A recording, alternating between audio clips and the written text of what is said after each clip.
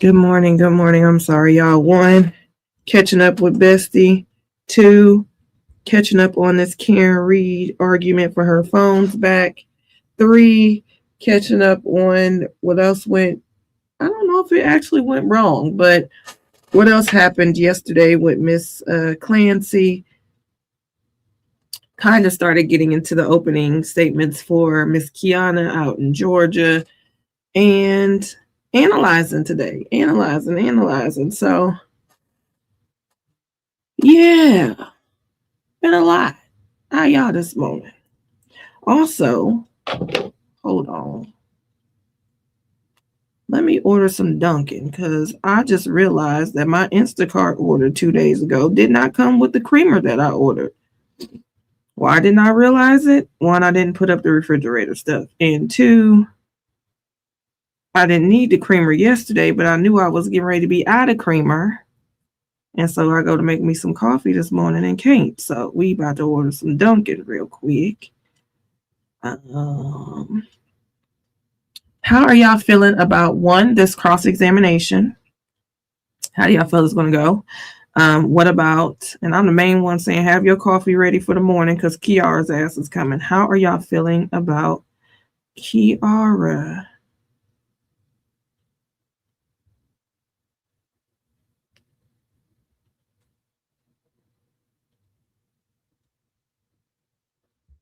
I feel like I'm ready for battle. Jesus. We'll do an iced coffee this morning.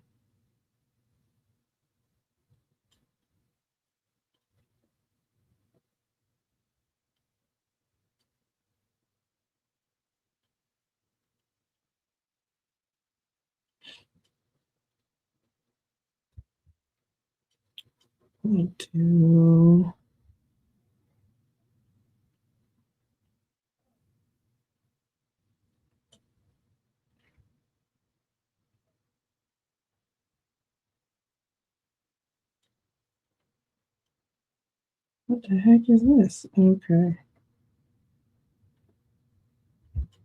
I just say cream with the sugar. Hold on now. Oh, there goes the sugar. Okay.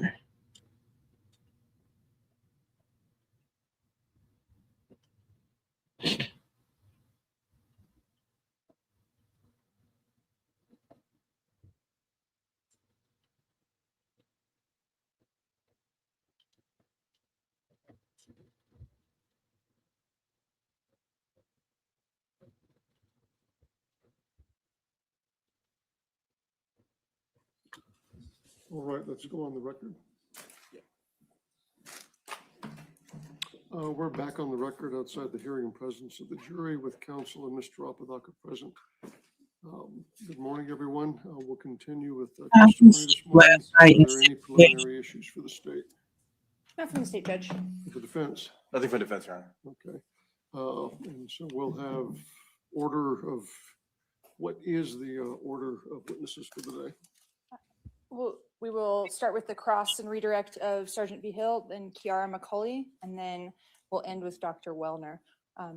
Dr. Wellner, as you know, is our expert witness. We're asking that he be able to be present in the courtroom while Kiara McCauley testifies, as that may inform his opinions in the case. And he's an expert forensic psychiatrist. Any objection? I would object to this, Judge. I think the witness exclusion rule should apply to him. It should to all the witnesses. He should have reviewed what he needs to review for testimony. So I would ask that he be excluded. Ms. Murphy? The exclusionary rule does not necessarily extend to experts. In fact, it often does not. Expert witnesses are kind of set aside from lay people, sort of like case agents as well, and are expected to have more expansive knowledge and be less likely to be influenced by things they may see or hear. Additionally, given that his testimony relates directly to Kiara McCauley and Isaac Apodaca, it's within his purview as a forensic psychiatrist to consider the things that they may testify to in formulating his opinions on the case. So it's relevant and permissible. And just to let the court, to put the court on notice, I do intend to ask Dr. Wellner also about coercive interrogation tactics, as I'm going to cross-examine the detective with.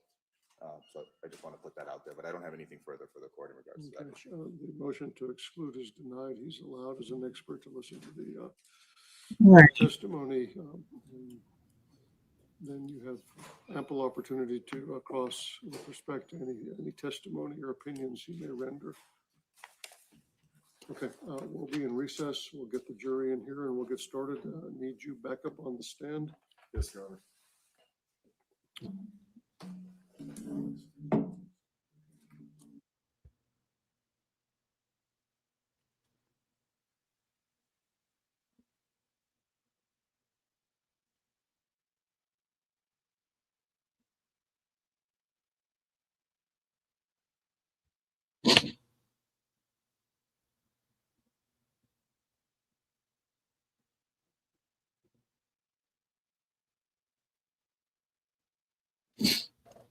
Ooh, butter pecan as an iced coffee. That sounds so good. You don't want the psychiatrist in there with Kiara because she gonna tell him what. Like,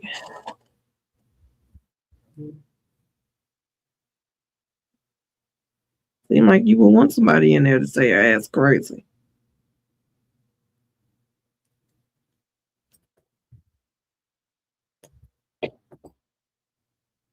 Seem like it, but I guess not. That's the only kind you drink. I usually just get caramel, a mix of caramel and vanilla bean. But I just saw that butter pecan and I'm getting ready to try it. I usually use that when I make my coffee at home. One of my favorite creamers is that Southern butter pecan one. So we get ready to try this. And then I need to get me an Instacart order together because, baby, what I'm not doing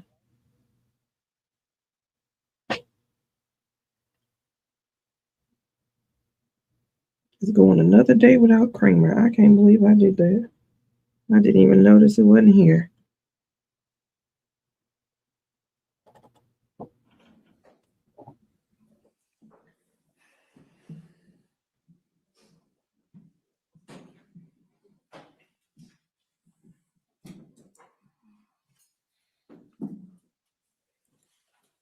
No sugar or no, I can't do it, Montresa. I got to have some coffee with my cream and sugar. Okay, that's how bad I am.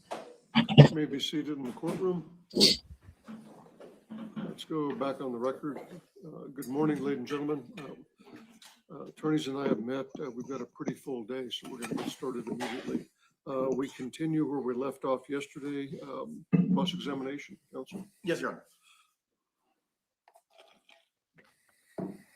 All right. Good morning, Detective. Hey, good morning, sir. Good morning, everyone. We had a long day yesterday.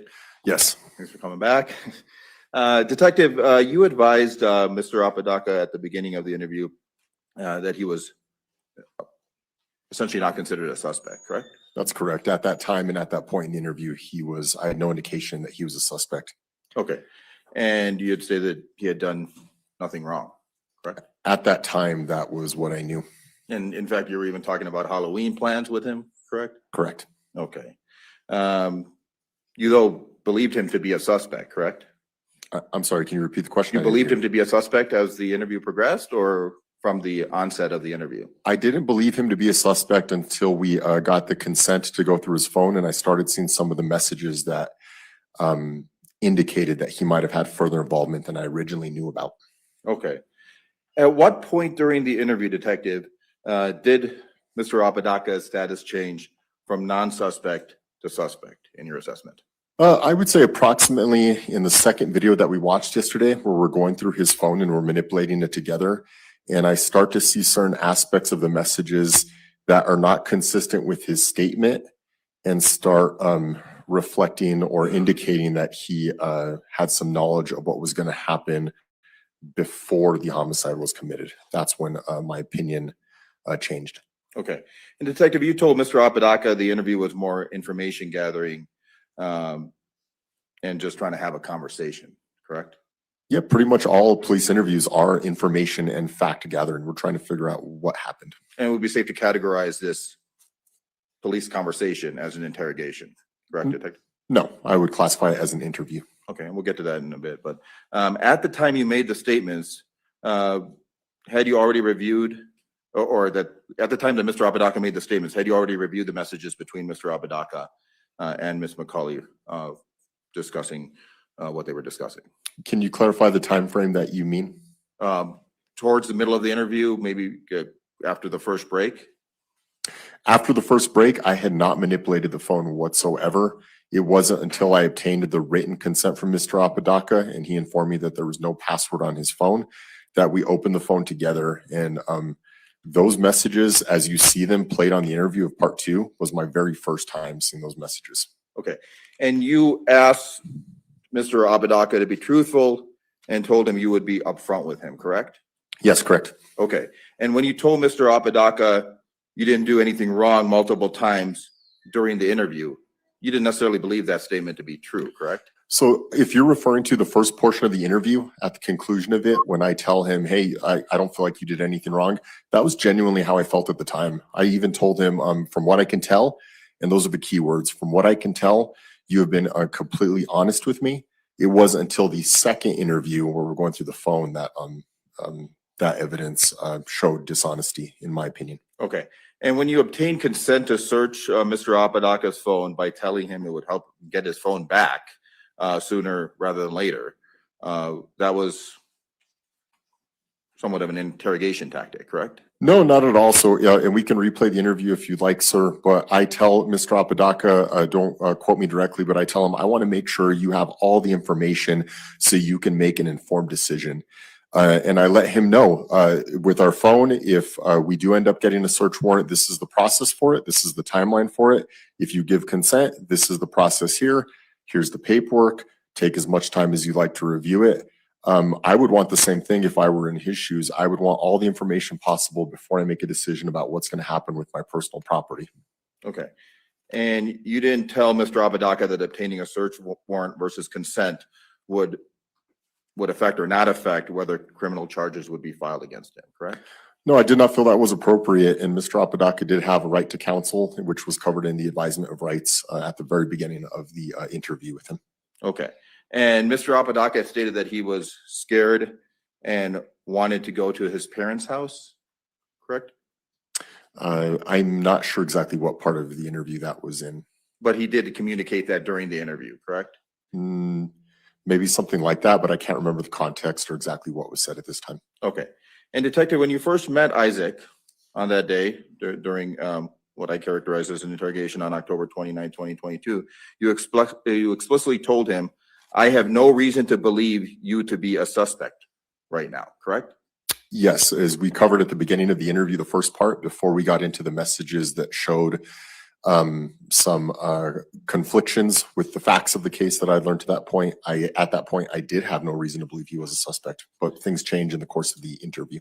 And Detective, you've done many of these interviews, interrogations, conversations, whatever you want to call them, with suspects and persons of interest, correct? Yes, I'd classify them as interviews, yes.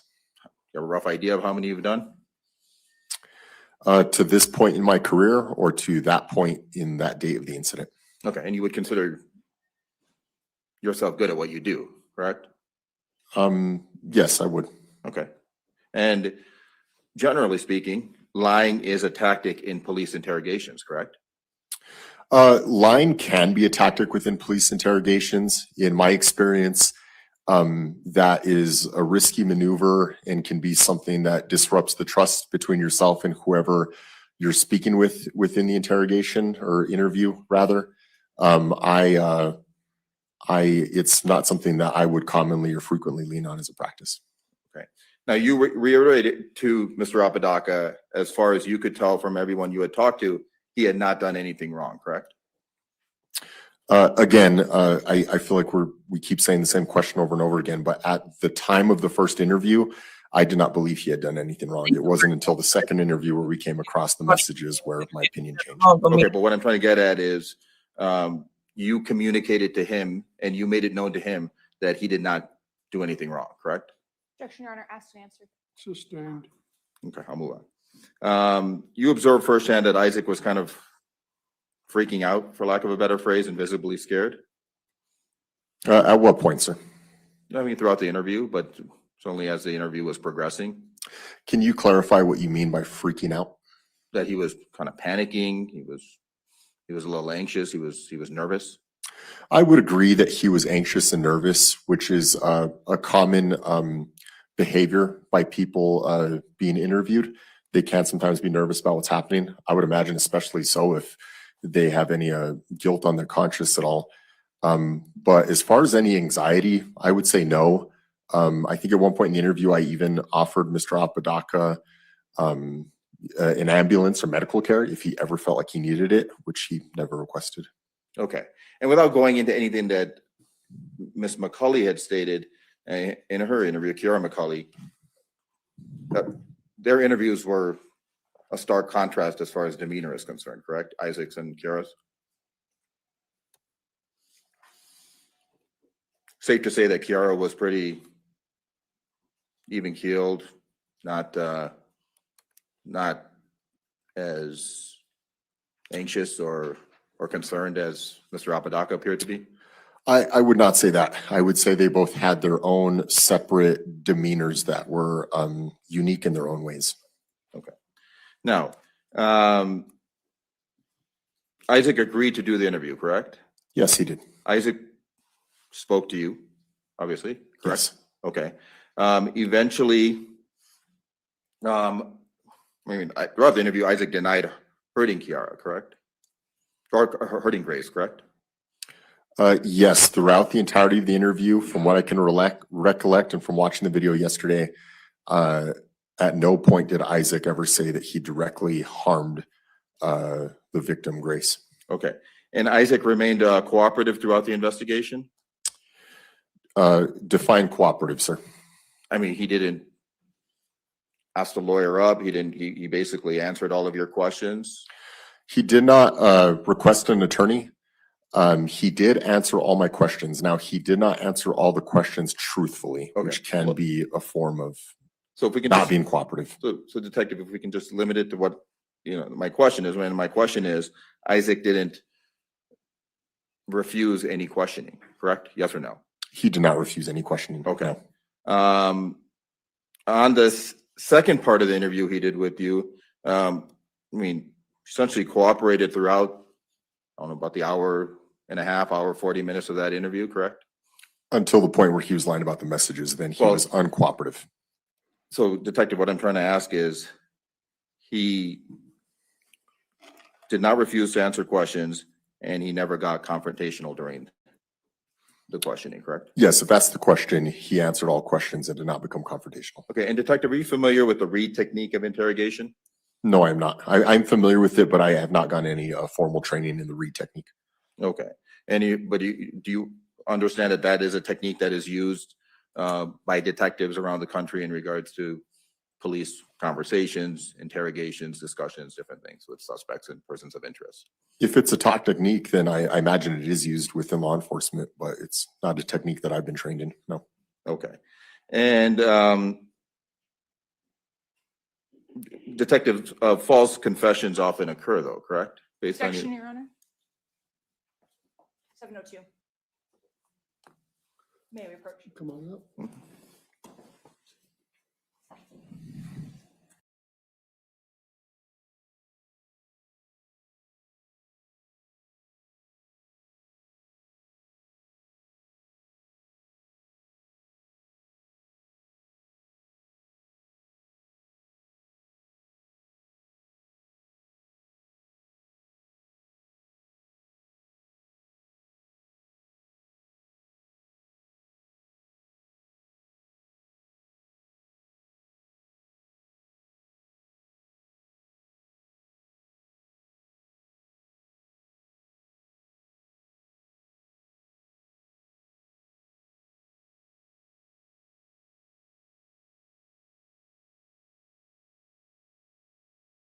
He's basically saying he was cooperative.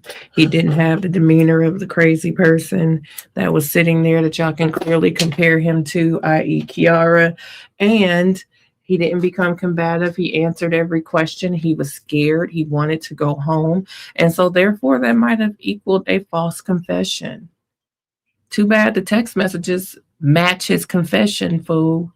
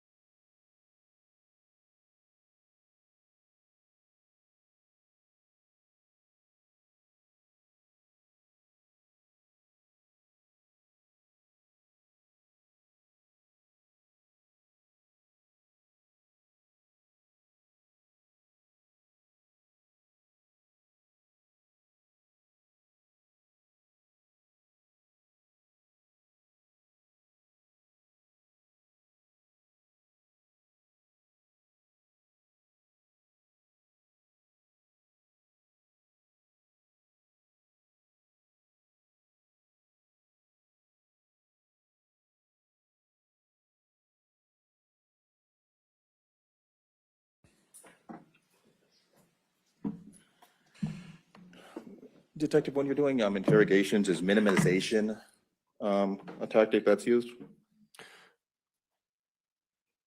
Can you define what you mean by minimization?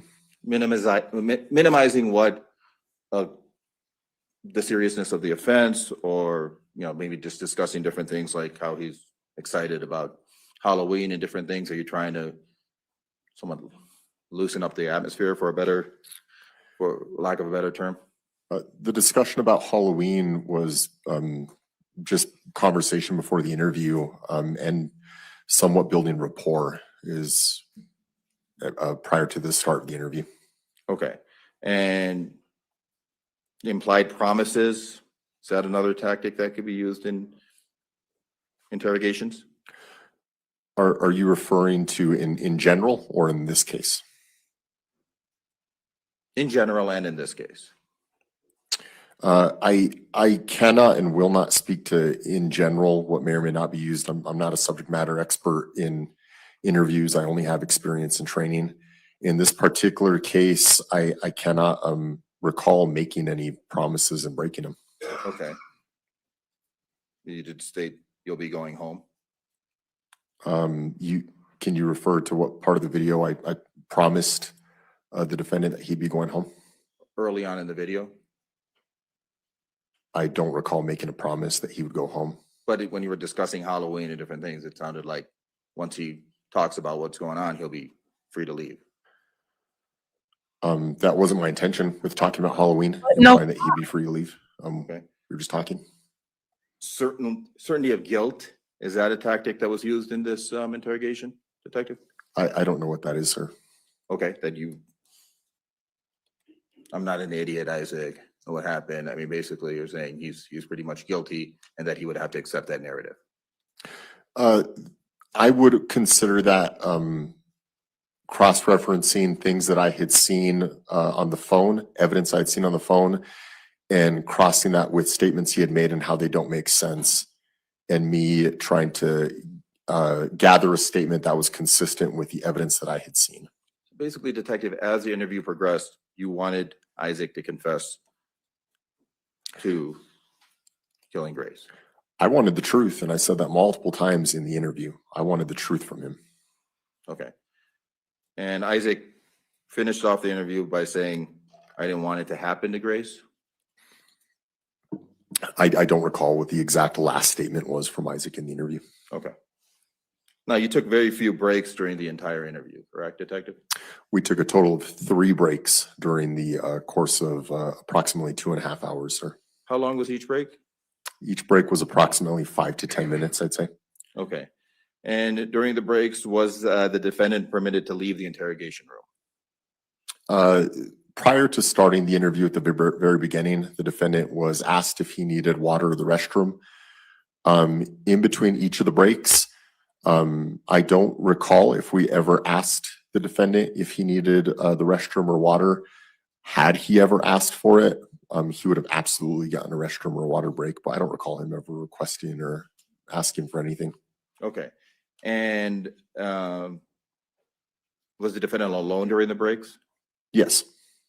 Okay. And at no point did the defendant ask to stop the interrogation, correct? No. In fact, you had said that you needed a bathroom break in between, correct? I did not say bathroom break, but after our first approximately hour's worth of interview, I said that I would like a break, and that break was mostly to prepare the consent to waive phone record. I wanted to pre-fill that out and have that ready to review with the defendant. Okay, and you don't know if the defendant had adequately slept or was rested or had any sleep prior to the interrogation, correct? It was approximately 3:30 p.m. when the investigation began. A reasonable person sleeps during the nighttime hours. So let's just limit it to my question without speculating.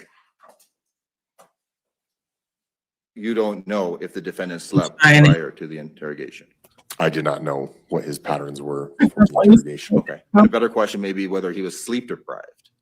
I don't know if he was sleep deprived before the interview. No. I mean, people work different hours. People have different hours of sleep, it's very plausible that he had not slept in quite some time.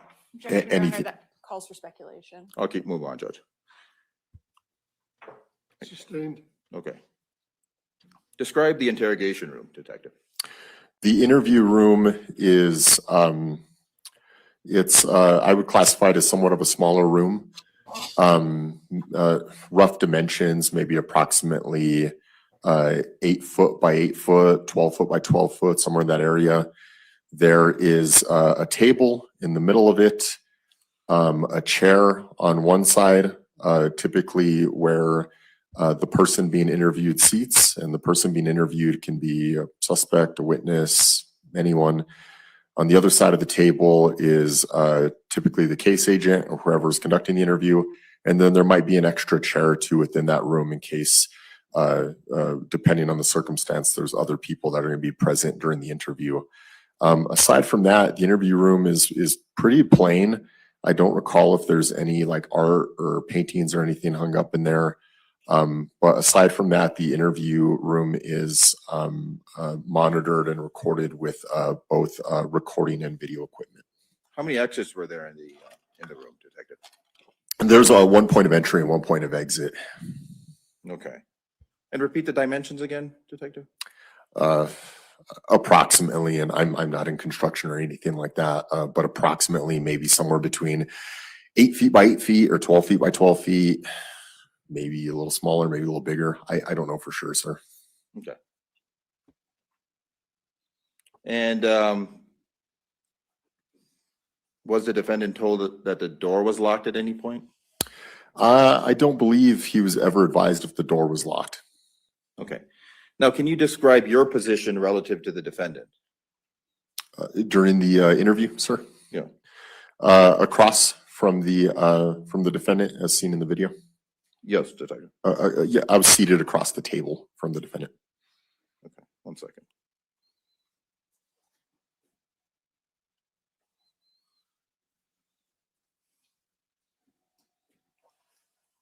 Okay.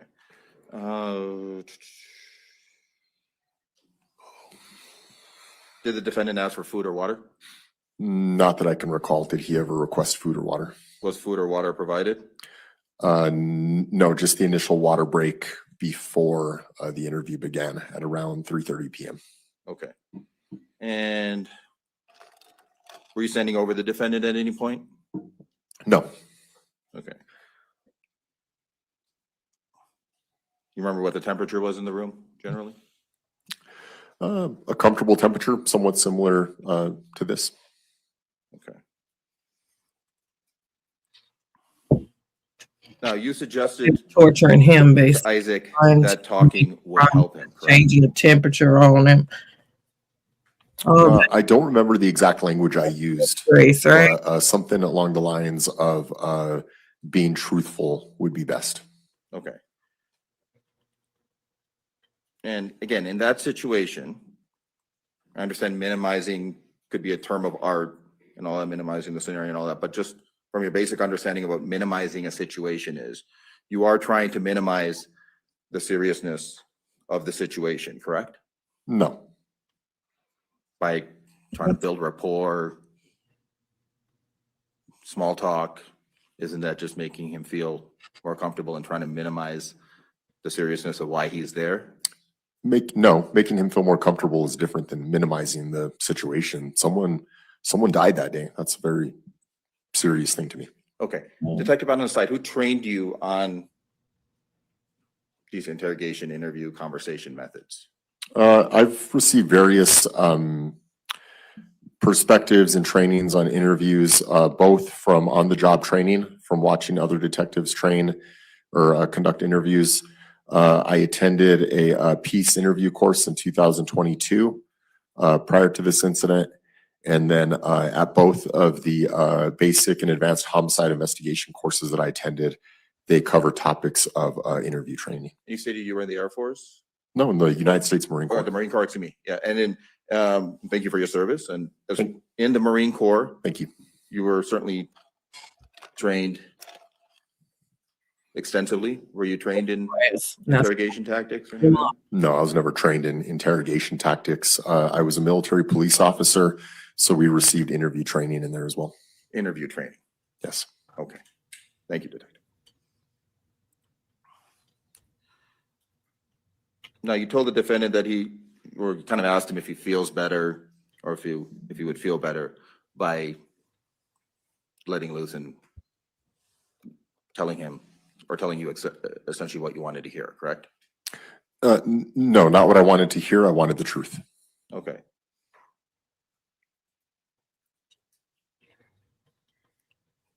Do you know if the defendant took any medication during or prior to the interrogation, Detective? No, I don't know about medication. Okay. And did you inquire into any potential medical conditions that he may have? No, not that I can recall now. medication he Okay, takes. so you're not aware of any medications that he may have taken regularly, correct? No, the only questions I asked him pertained to alcohol and drug use during the incident, or if there was any evidence of that at the scene. I did not ask about any medication or medical diagnoses. Okay. Now, you sure that the defendant actually understood your questions? I felt like he understood my questions. Yes. Okay, but he did appear to be a little bit anxious? Anxious and nervous. Yes. Okay. You're not trained to recognize psychological distress, are you? Define psychological distress and in what context? Well, I'm asking the question, Detective. So, I mean, psychological I distress mean, is what it is. You wanted to essentially. answer the question, didn't you? Did he seem to be under any sort of mental distress, any sort of anxiousness, anything that you believe that could be problematic to getting a Objection, proper Your answer out Honor. of it? One compound I'm asking the questions when he asks for clarification. Are you kidding me?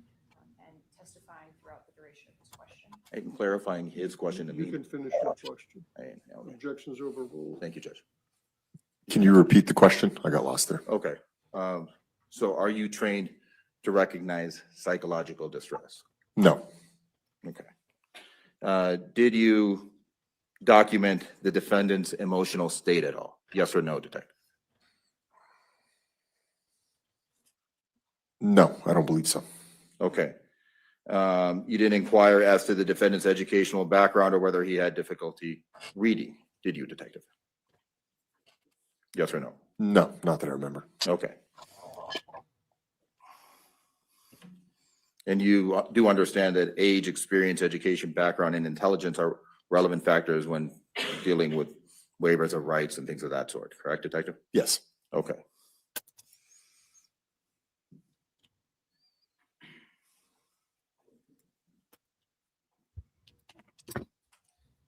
You act like he Now, was after the defendant made his statements, you pretty much ended the interview, correct?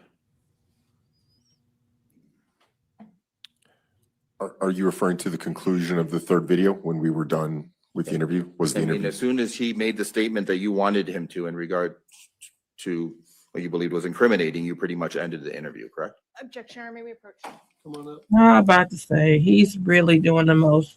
Thank God my coffee is at the door. Let me go get my coffee. Because he's really pushing it. He's really, really, really pushing it.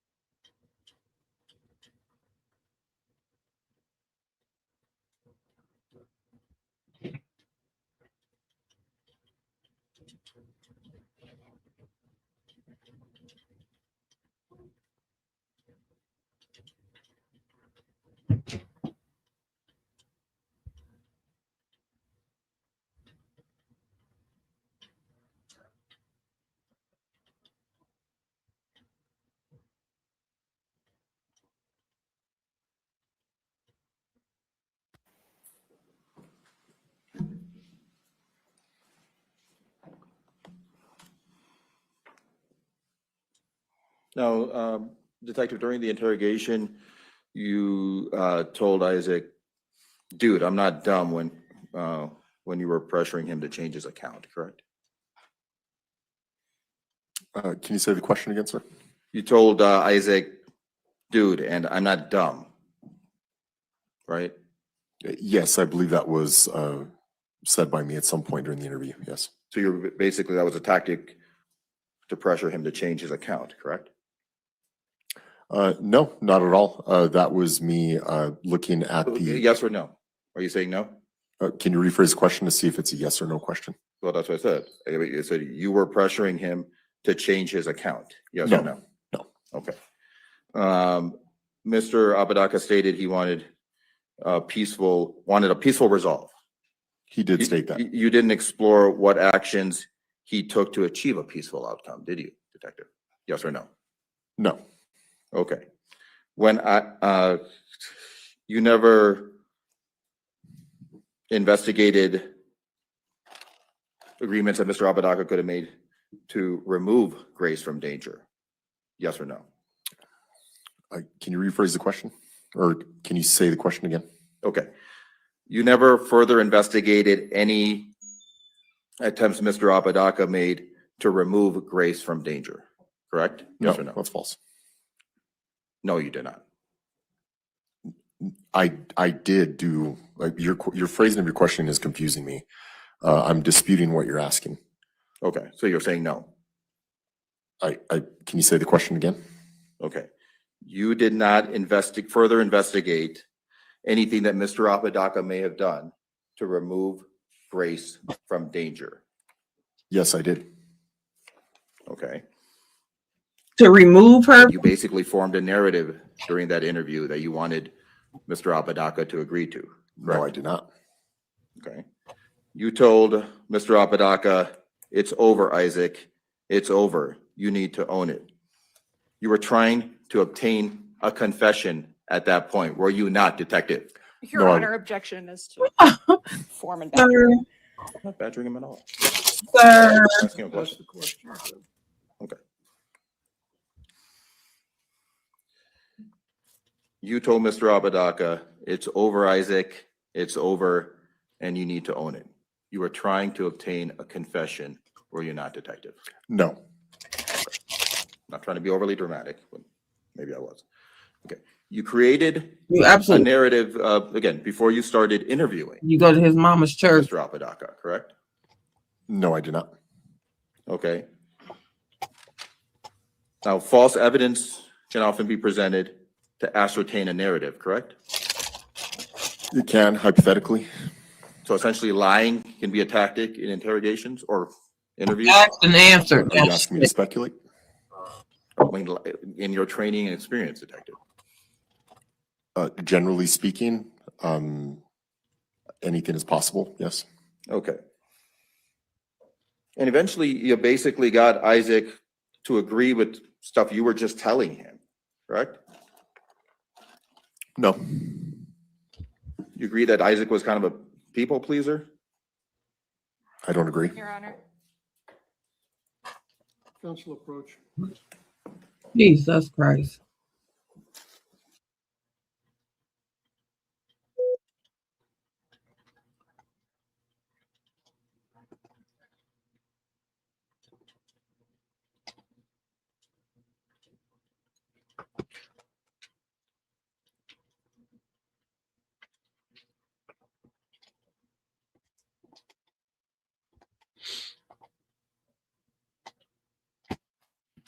He'd have been better off trying to spin those text messages as Grace was asking him to help, and there's no evidence that he ever helped. So he didn't tell her to do, but he still got the part of telling her to do it. But he's better off finding a way to attack these text messages than trying to attack the interrogation, saying you lied because you told him he was going home and he didn't do nothing wrong.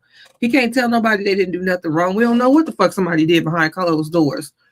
And that's with anybody. In anything.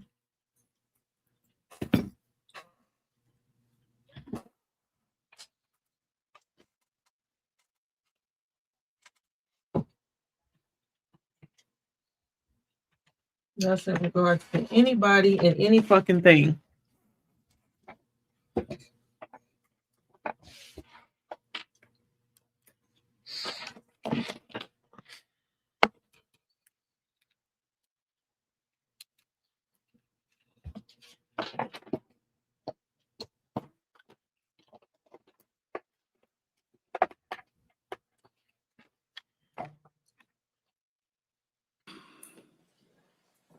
Okay, Detective, I mean, you can answer that as a yes or no question. Your observation, did Isaac come across as a people pleaser? No, Was he kind of trying to become your friend almost in that interview?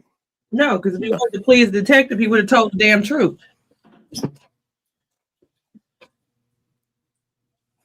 You did tell Mr. Apodaca that things would be a lot better for you moving on if you just come out and you cooperate, correct? yes, I did state that. Okay.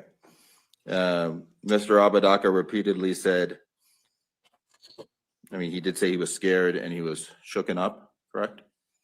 I don't recall the exact verbiage he used. Hear that? And then you didn't consider that his mental state might affect the reliability of his statements? Can you say the question again? You never considered whether his mental state might affect the reliability of his statements, yes or no? No. Okay.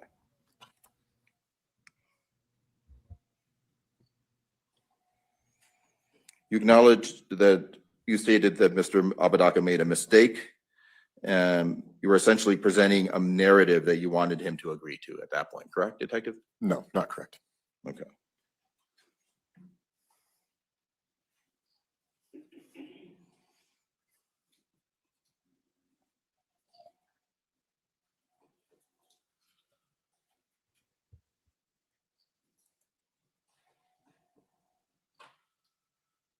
You told Mr. Apodaca he was going to jail that night, did you? Yes, I did. Okay. And you had not completed your investigation before making that assertion, correct? What? No, the investigation carried on for several years. Okay. And you had not interviewed Kiara McCulley by that time, correct? When you made that statement? No, I had not. Okay.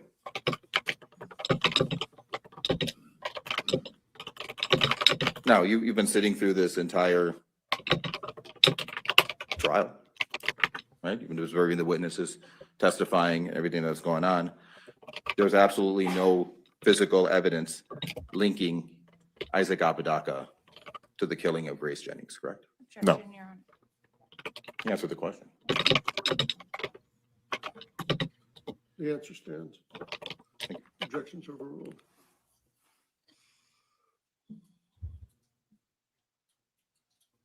Based on your investigation and everything you've observed in trial this week and last week, and throughout your investigation, you have no evidence that Mr. Apodaca was even present in the garage when Grace Jennings was killed, correct? Objection, Your Honor. Approach. Wouldn't that be physical evidence linking him to? You just asked that. Good God Almighty.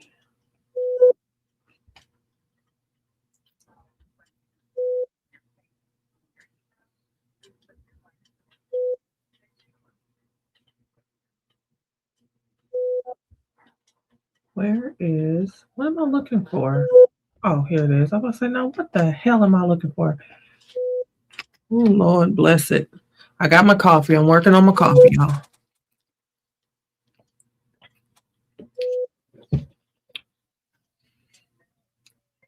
Not wish. This man passed the bar, so I ain't gonna do him dirty. But he is given that he go to church with his mom, with Bobby Boucher mama.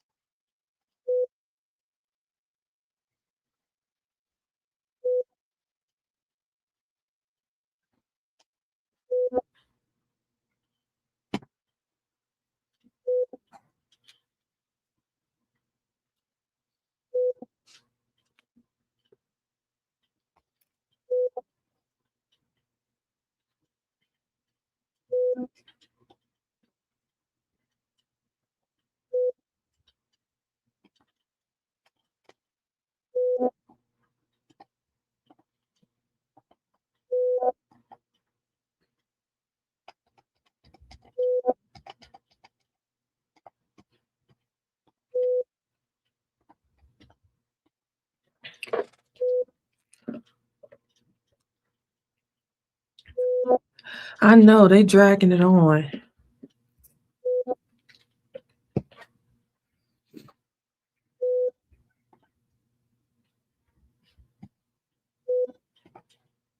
There's no reason why we shouldn't be able to close.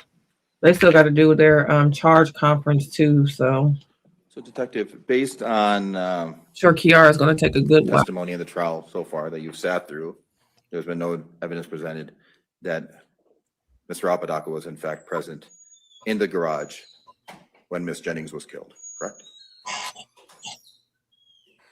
Yes or no, Detective? Up to this point, no. Okay.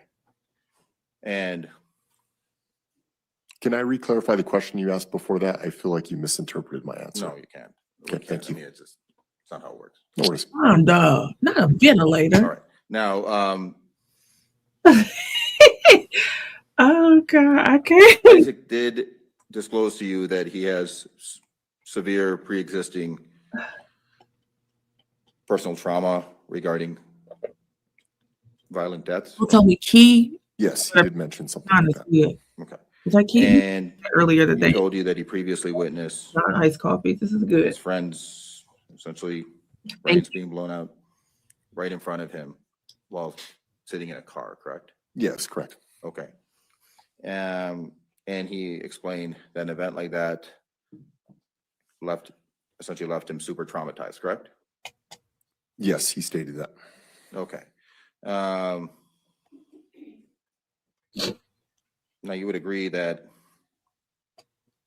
panic attack and passing out in a police car are consistent with a severe trauma response, correct? To clarify, generally speaking, You I can't agree. Body up from passing out by stomping. Yeah, generally speaking, that could be an indication, sure. Okay. And that could be consistent with severe trauma instead of a consciousness of guilt, correct? Can you say the question again? I mean, a panic attack and passing out in a police car are consistent with a severe trauma response and not a consciousness of guilt of any sort, correct? I would need more context to answer the question. Okay. Basically, Detective, he could have an adverse reaction to severe trauma that can affect his ability to properly communicate with you, correct? Objection, Your Honor, 702. Council approach.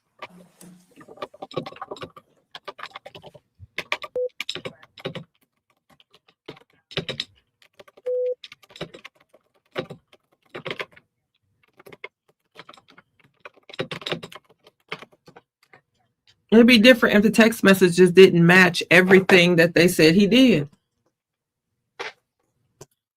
It wasn't a trauma response unless the trauma was getting caught.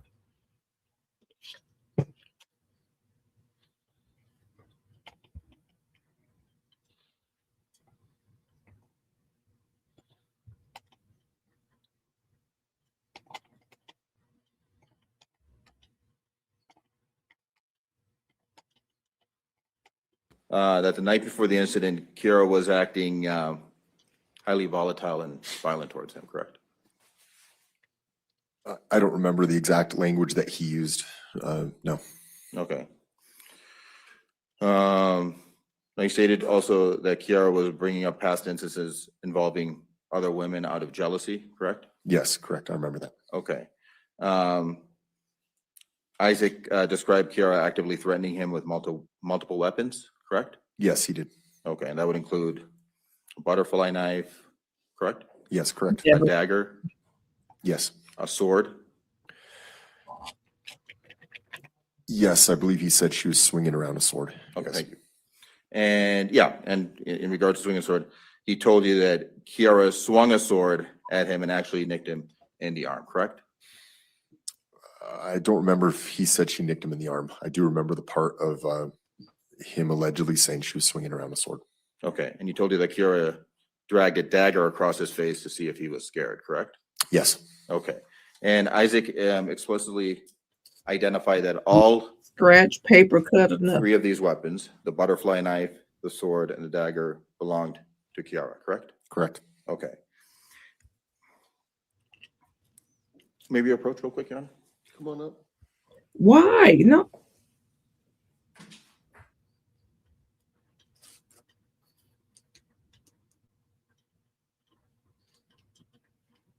Y'all see him try to get a little spicy with the detective at the beginning of this set of questions. I've been sitting over here wondering whether or not he get ready to try that with Kiara to try to intimidate her.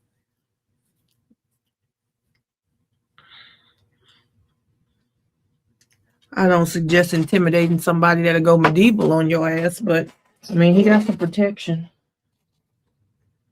Depending on how quick the bailiff is.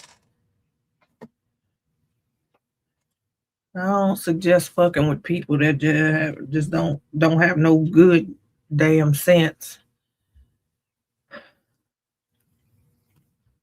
That judge is sick of him. I'm sick of him. We sick of him. I think collectively as a chat, one thing we can agree on right now is get somewhere and sit down. I don't know what this is supposed to do to help your client. Everything is uploaded. Oh, it been.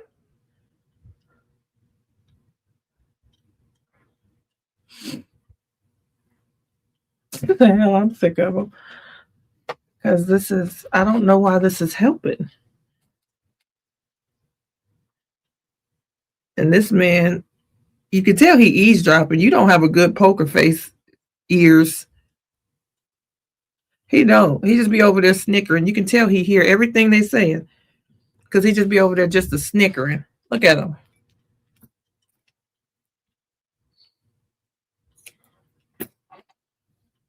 I'm not saying I wouldn't be snickering too. What I'm saying, everything. Them ears. Well, my grandmother used to talk about my cousin who had big ears. She called him Yaz.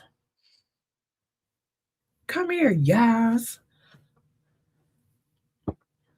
Yeah, he needs to sit down. I'm not, and not even because he's just annoying in the way that he, like the tone of his voice is starting to annoy me. And, you know, we only been hearing this man for a few days, but not even just the tone of his voice. It's, what is this doing for your client? Your client is being accused of orchestrating this, being the architect of this murder. Debunk that.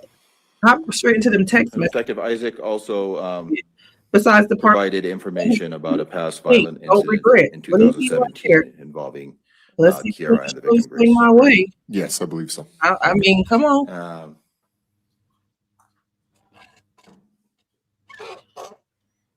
Okay, and Isaac told you that throughout the early morning hours, from I think it was roughly 3 a.m. to 6 a.m., Kiara was repeatedly poking something sharp into his lower back.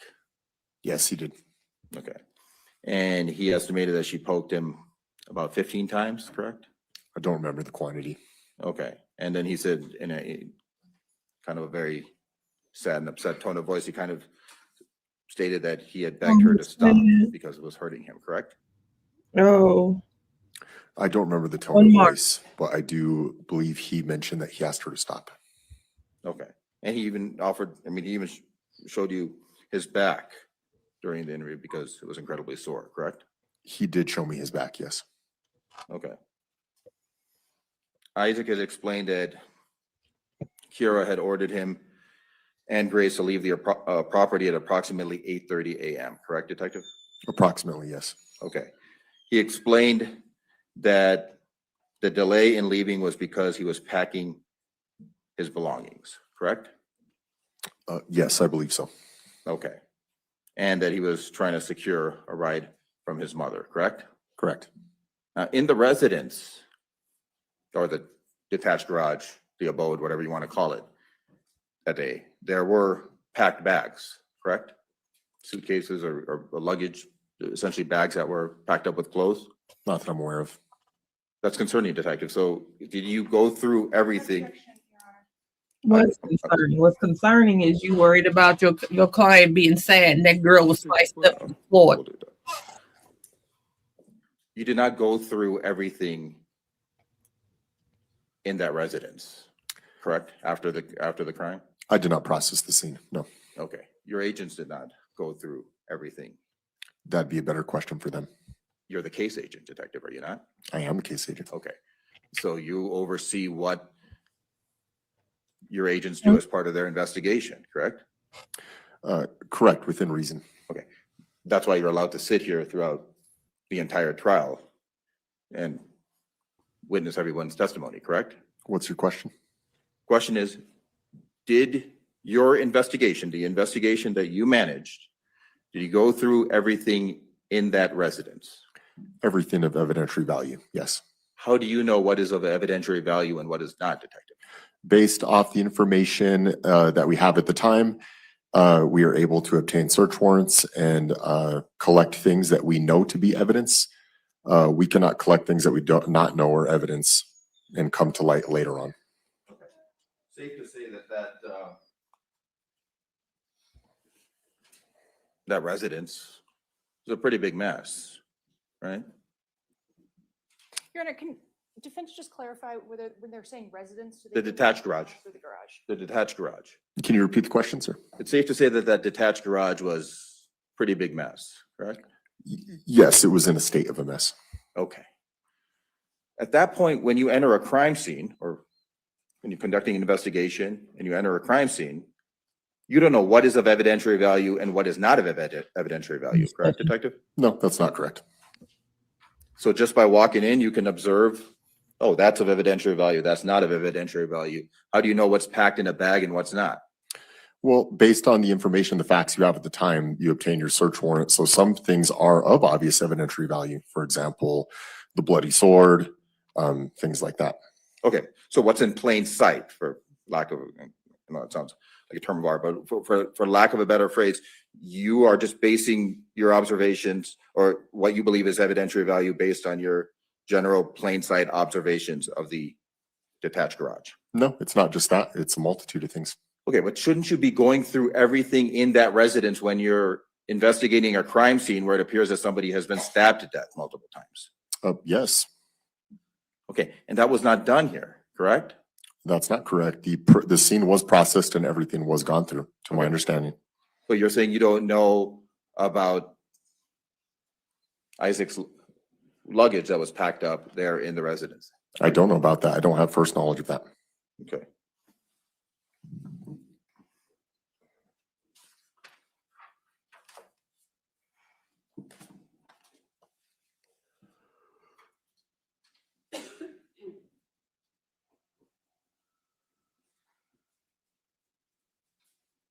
Isaac had also stated that when Kiara immediately, or when Isaac returned, Kiara immediately smiled and stated, "I did it," correct? Yes, he did state that.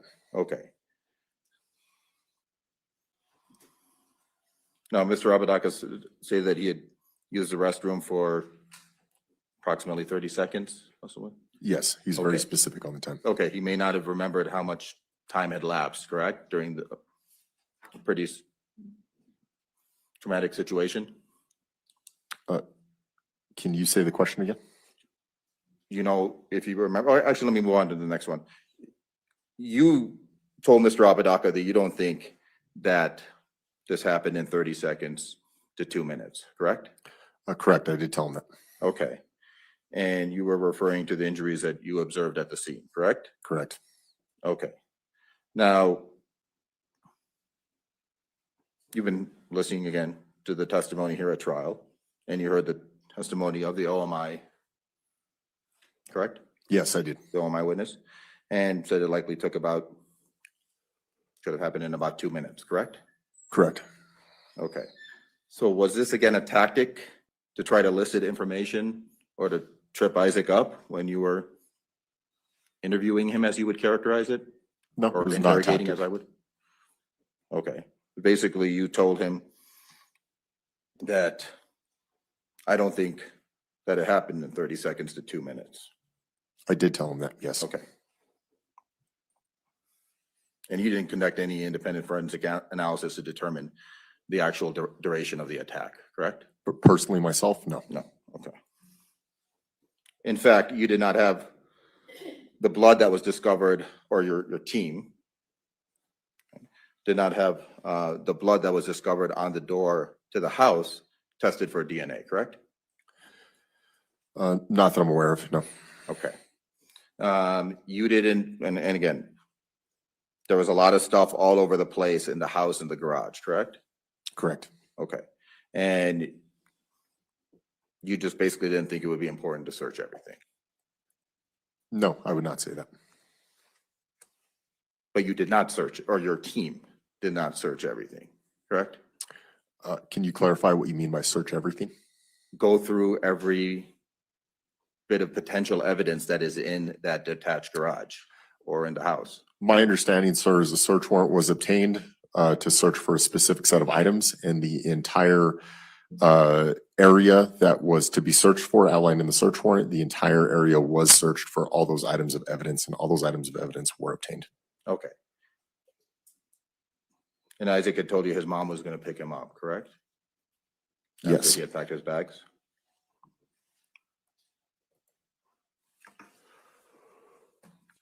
Detective, Mr. Apodaca told you that some of the messages were not sent by him, but by Ms. McCauley using his account from a second phone, correct?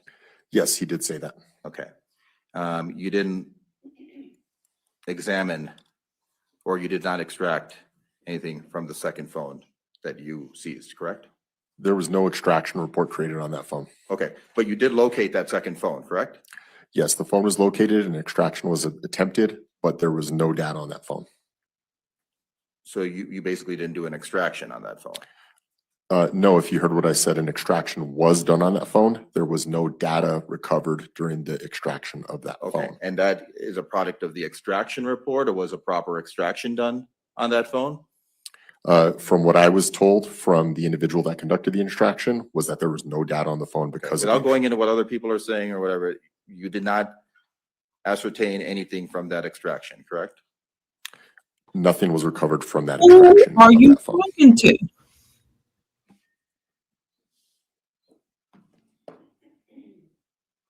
And you didn't take any steps to verify whether the messages were actually sent by Mr. Apodaca or by somebody else, correct? Can you state the question again? You didn't take any steps to verify whether the messages that you were investigating at that point were actually sent by Mr. Apodaca or whether it was sent by somebody else? No, it's false. I did take steps. Okay. But at that point, you basically confronted Isaac and said that he sent those messages, correct?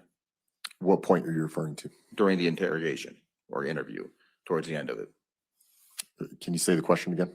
I mean, you basically, and detective, I mean, I'm not sure if you're not properly understanding what I'm trying to ask, but I mean, I'm asking you the questions and you keep asking me questions back. I don't know if that's a tactic. Objection, Your Honor.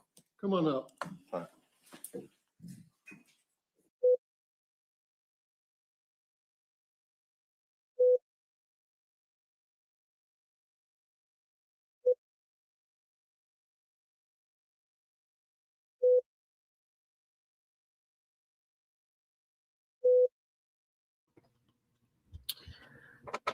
Look how he looking at him.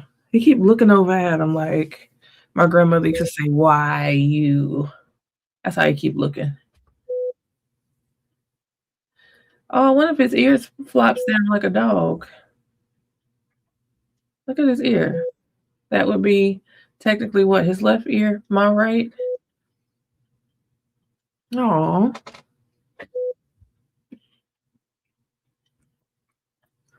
He is up under his he is definitely up under this his skin, and he knows it every time they go to the bench. Look at him, he's smirking.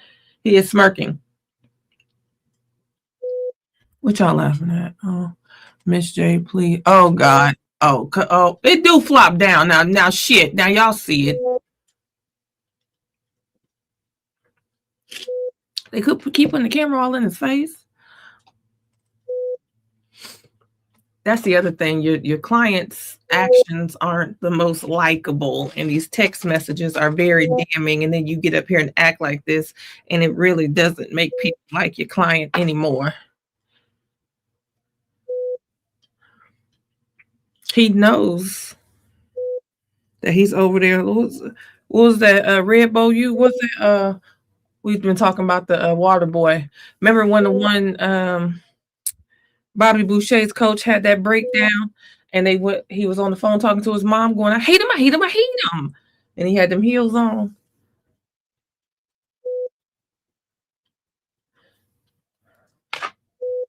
He got that smirk on his face like the coach that was saying Gatorade.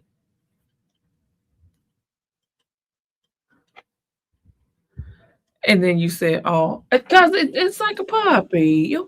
I'm not fooling with y'all. I'm going to finish my coffee because obviously I need it.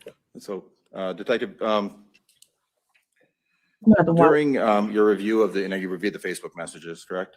Yes, I did review the Facebook messages. And you saw that Kira McCulley was trying to provoke an aggressive reaction from Mr. Apodaca, correct?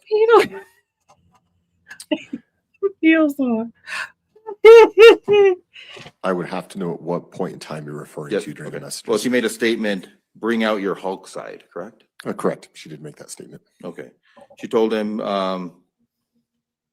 feel the anger from that night, use it on her, correct? Yes, correct. Why don't you ask Kiara these things? And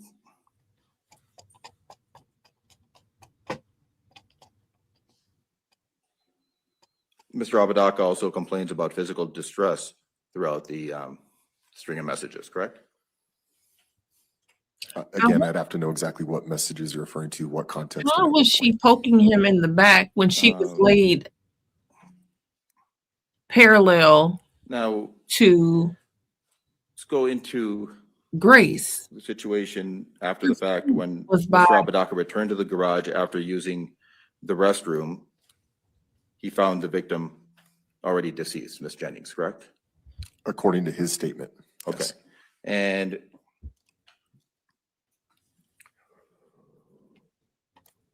Mr. Apodaca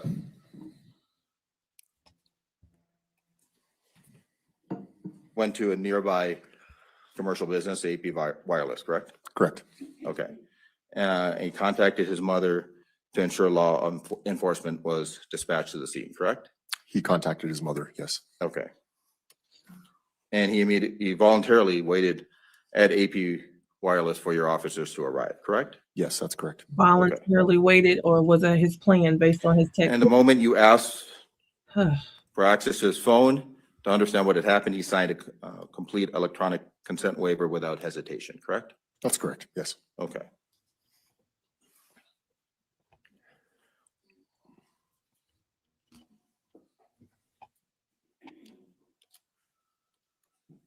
How you gonna say it's without hesitation now when earlier you were trying to say it was because he thought he was gonna go home? Which one is it? Thought he broke his promise. 1 second.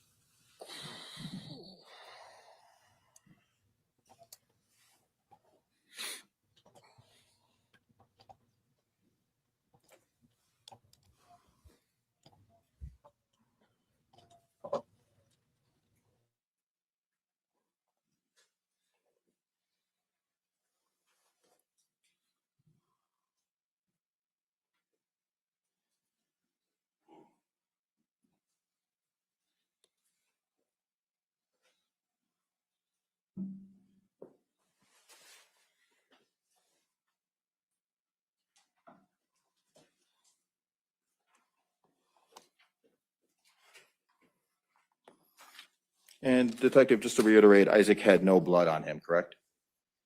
Correct. Okay. He had no cuts on his hands? Not that I can remember. Okay. And he had no blood on his clothes, correct? No. Okay.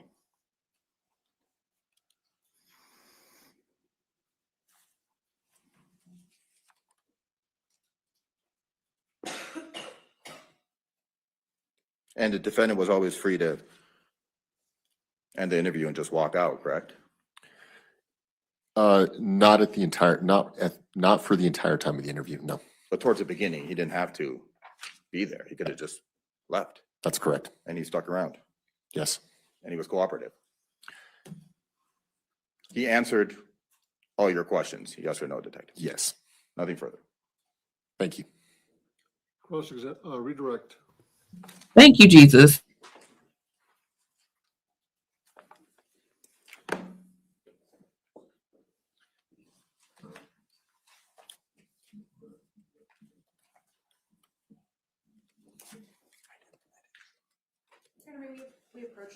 come on up.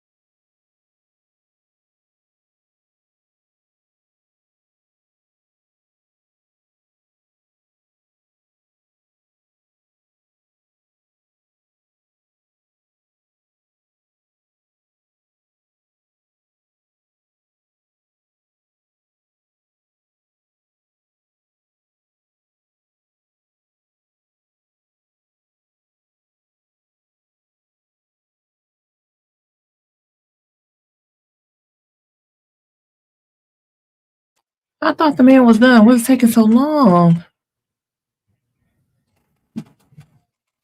Yeah, because the state, what are y'all trying to get in? It's the state asking to approach right after cross is giving that he may have opened the door for something. What? I don't know, but something they really want to get in through this witness.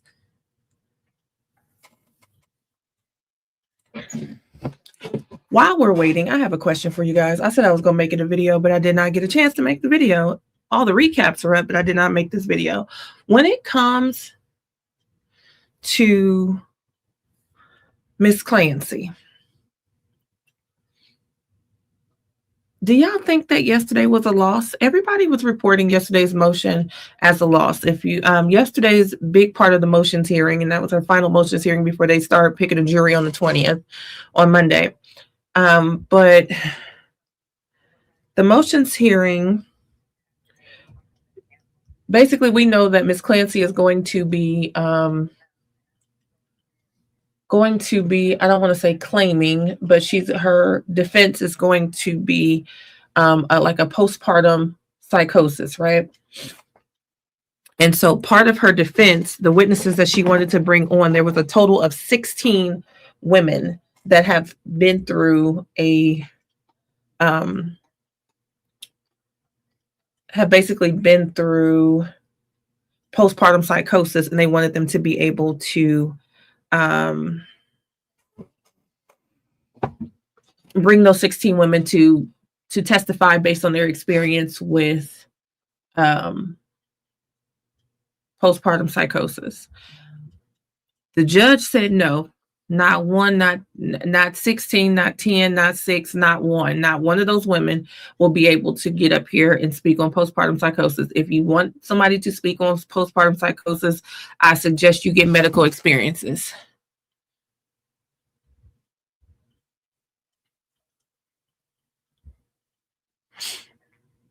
So since she cannot have those 16 women, everybody reported those 16 women like, oh, the defense took a blow. And I'm like, do you guys feel like that's a blow?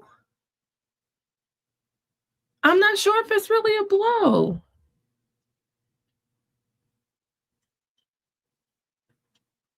If anything, I feel like the judge just saved her, because the last thing you want is 16 lay people to get up there. Of course, not one thing in this world is going to affect two people the same way, right? So if I had the unfortunate experience of postpartum psychosis and somebody else has it, so 16 people, they could have experienced 16 different things.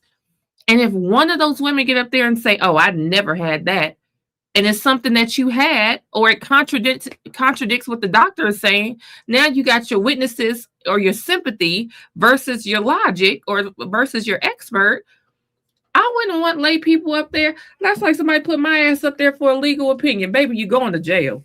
I don't have nobody's degree. You're going to jail, prison. Don't get. Why would you pick me? Why would you pick 6 court commentators versus some legal experts? I'm really struggling to understand why this woman has so much support, because postpartum is a very real thing. I believe that this is going to be a very hard case. I have been teetering back and forth whether or not I will watch this live because of that. Postpartum is a very real thing. I've watched one of my friends struggle with it, and it took, I mean, when I say struggle, I mean for more than a year. Her and I had our kids at the same time. We had the same time I had Denver, she had a child, a son as well. And I think that sometimes people they see the postpartum, and especially if they have dealt with it or know somebody who's dealt with it, they tend to lean towards support or understanding versus logic. And the prosecution is leaning more towards logic. They're saying folks with postpartum, like, this wasn't postpartum, this was premeditated.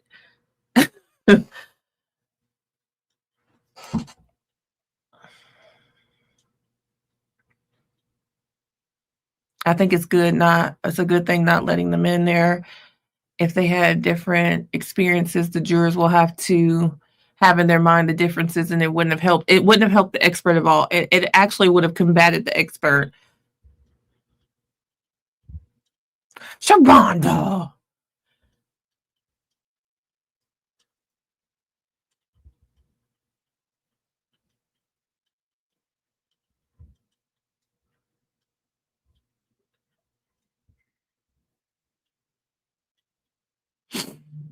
Yeah, I know it's real. Trust me, I know it's real. And it was so hard having a friend go through it, and our kids were the same age, because I'm celebrating.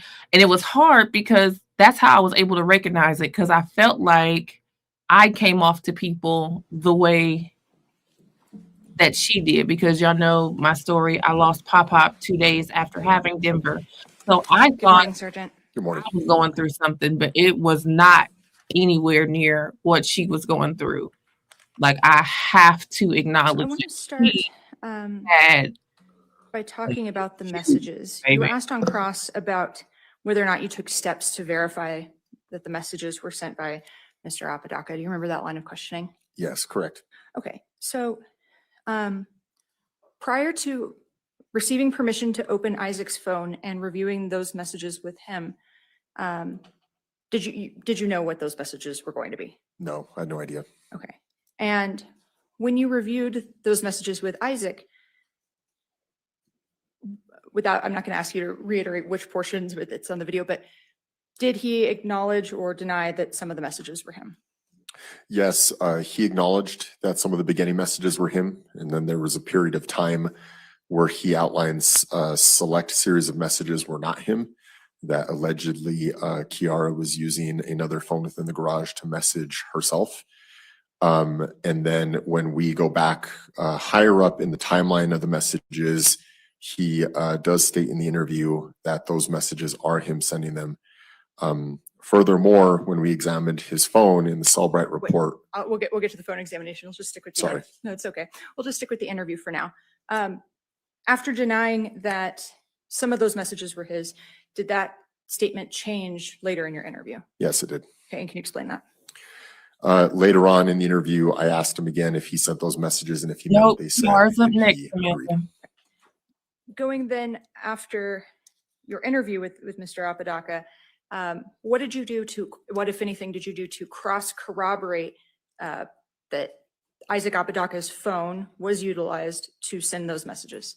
Yeah, so after I filed the search warrants for Facebook returns, cell phone data, and received all those reports that we have already displayed here, I did notice, especially in some of those messages that he had referenced, was allegedly Kiara messaging Kiara, that the time difference between them was sometimes a second between each one. The messages were sent back and forth very quickly, which indicated to me from an investigative standpoint that it was not Kiara messaging Kiara.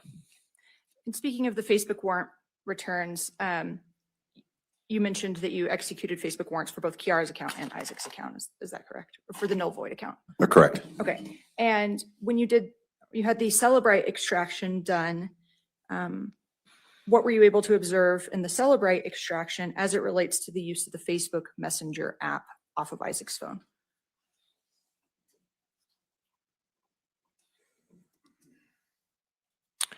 I'm sorry, it was slipping my mind for a minute, but the IP addresses for the phones indicated that the phones or the users that were using them was Kiara and Isaac.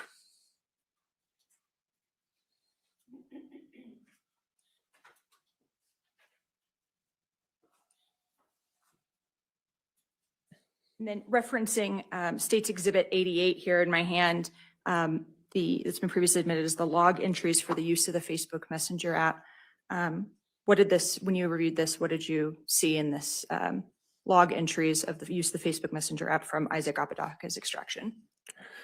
Can I reference the document? Sure, would that refresh your recollection? Yes, please. Can I approach? Yes. I'll ask you to review it. I'll take it back and then I will re-ask my question.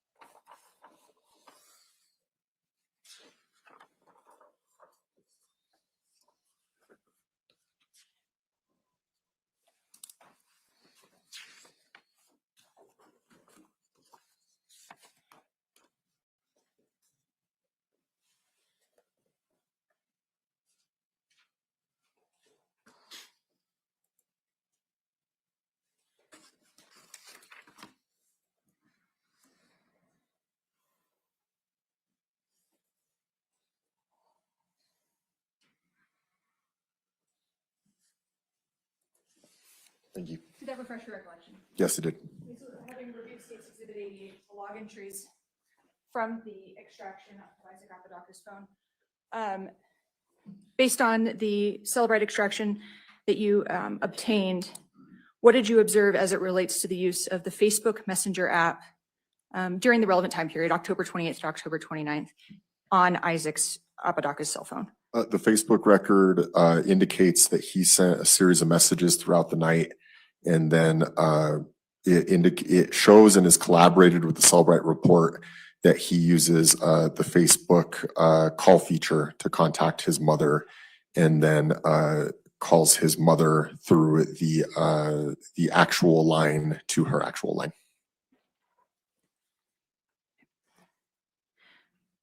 You were asked on cross about, there was a reference to the defendant passing out in the back of a police car. In the course of your investigation, did you determine whether Isaac Apodaca had passed out in the course of, in the back of a police car? No, I never was told anything about that, nor do I have any knowledge of that. When you were asked about Isaac's demeanor and mental state during his interview, and at one point, Isaac Apodaca did appear to cry. Is that fair? Yes. Okay. During your second interview, the portion where you reviewed the text messages with him, did Isaac Apodaca cry during that portion? No, his demeanor, no. Okay. What was his demeanor during that portion, the second portion of the interview, and the third portion? Calm. He didn't seem to have anxiety during that portion of the interview when I was asking those questions. Okay. At any point, did you in fact lie to Isaac Apodaca? No. In conducting your interview with Isaac Apodaca, what was your goal? My goal is to find the truth, to find out what happened in that garage. And I stated that several times throughout the interview. I wanted as much information as possible, as much truthful information as possible about what happened to Miss Grace Jennings.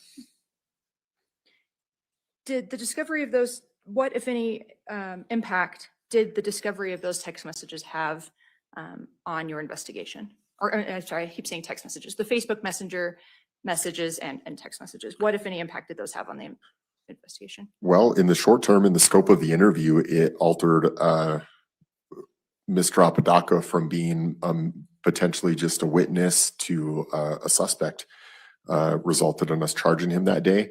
And it gave me some more insight when I proceeded into my investigation with Ms. Kiara McCauley. Thank you. A moment, Your Honor. Yes. Nothing further, Your Honor. We'll reserve this witness out of abundance of caution. Okay. Ladies and gentlemen, we're going to go ahead and take our morning break at this time. About 15 minutes. We'll reconvene at 10:30. If you go with the bailiff, please. All right.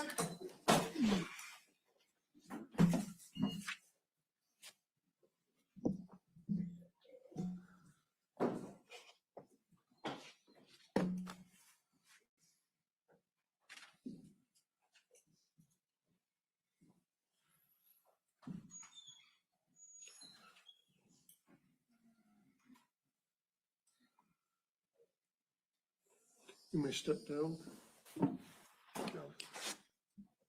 Our next witness. Our next witness is going to be Kiara McCauley, Your Honor. We'd ask that she be brought up and placed at the stand outside the presence of the jury. We'll do that.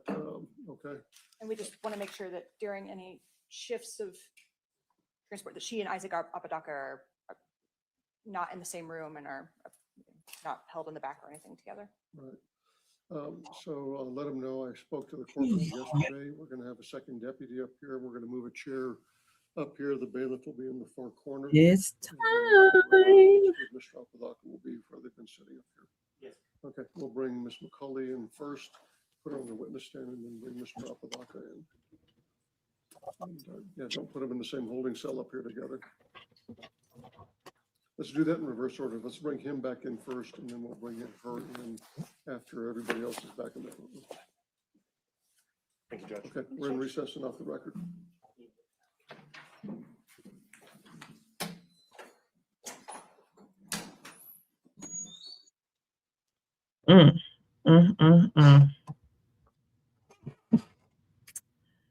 Yep, it's about that time. Let me go get my Let me go get my charger.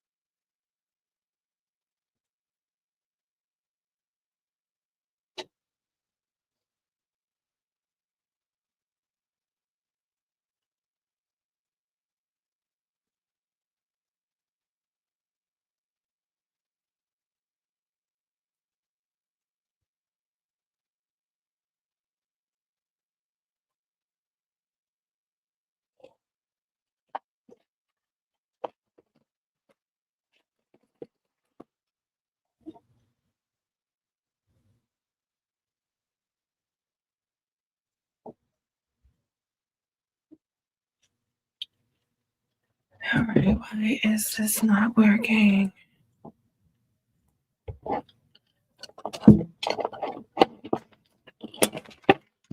Come on, guys. What is this?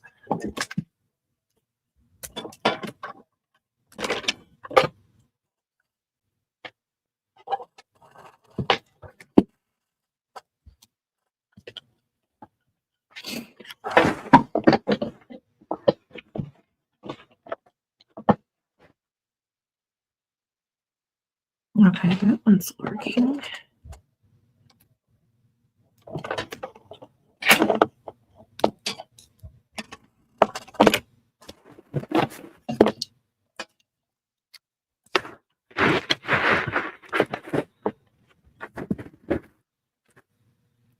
All right, we in business now.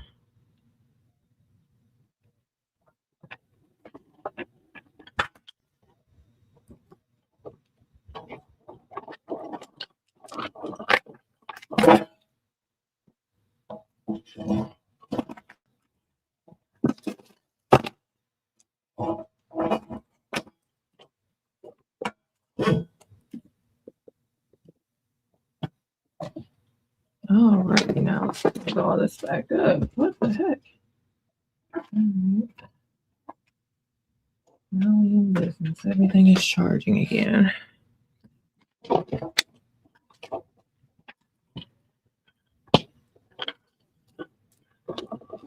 What does this go to? Oh, my Apple Watch.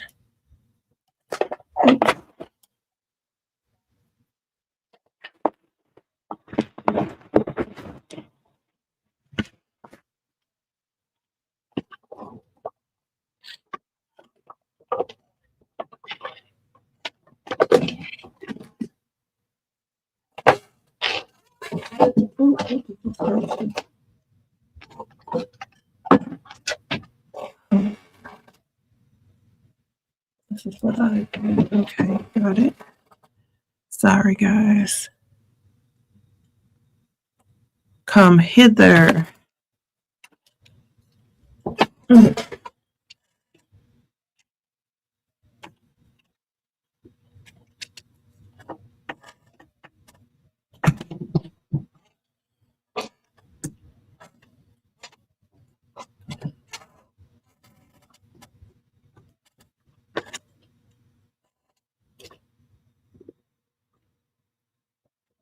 I could test this one out.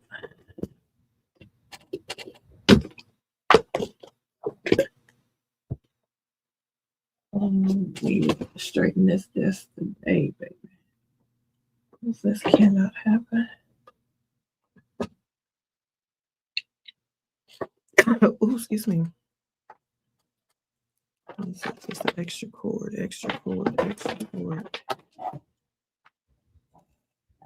Oh, this needs to be. Oh my God, I had extra cord.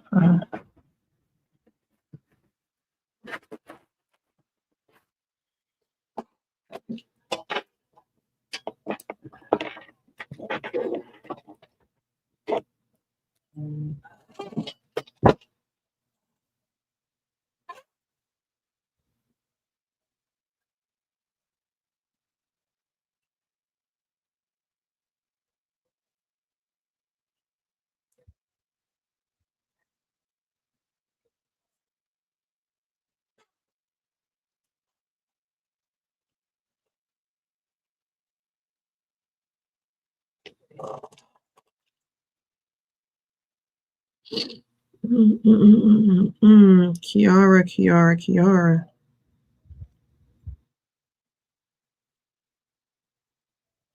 I wonder, do they still communicate like Isaiah and Alicia were?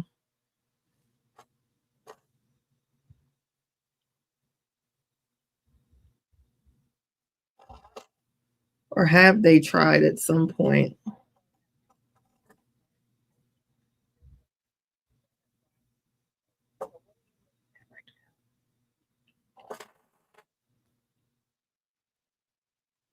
Oops.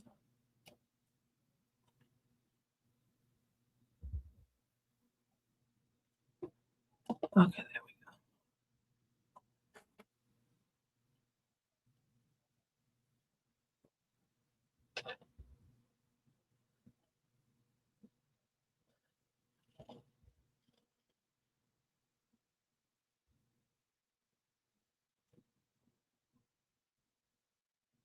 I wouldn't be surprised if his mom was doing it too, Keisha.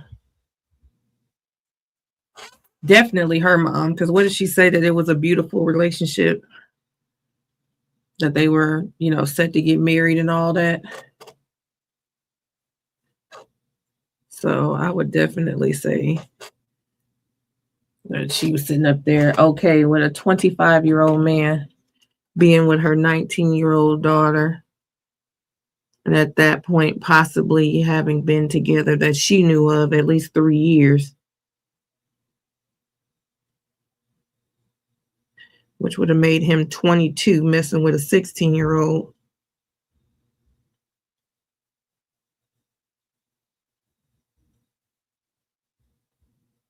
And she up here calling him her fiance.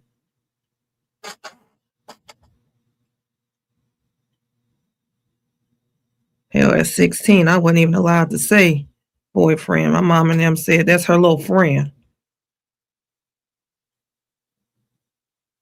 Told you, senior asked me to homecoming. I started high school in August.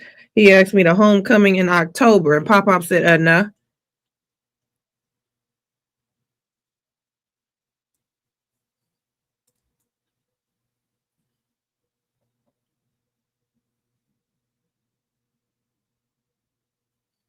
I'll have to check the other mail's page. I'm not a lawyer, but because I know she's been going to Lil Durk's hearings. Little friend, because baby, it ain't nothing. I understand that even more now, because it ain't nothing but your friend. We thought we was in love. Our parents knew we was out here playing. Our parents knew we ain't have a clue. That's her little friend. That's just something that for the moment. Parents knew, okay?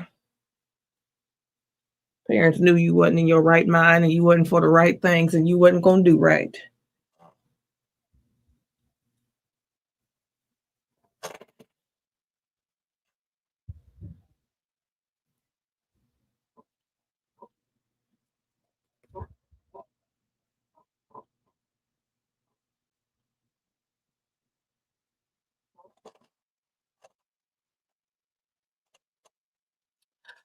I started the opening statements. I know they had 5 quick witnesses yesterday. So I was going to catch up with it, and day 2 started this morning, like what, about 6 o'clock this morning for me. So I was going to watch it before this, but I had not finished my recaps for yesterday, so I didn't get into it. I think I'm going to hop into that Kiana case, just for kind of for shits and giggles. I just want to see what happens. Doesn't sound like it's going great. It doesn't sound like a good situation at all. It's ooh, Kiana.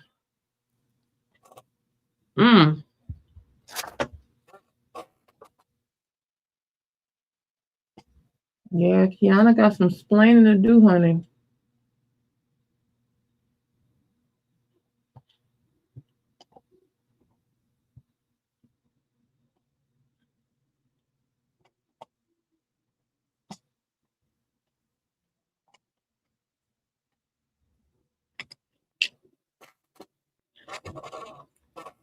Oh, gee.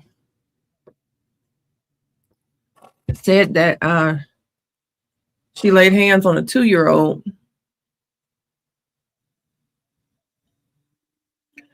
Kiana laid hands on a 2-year-old that already had issues, and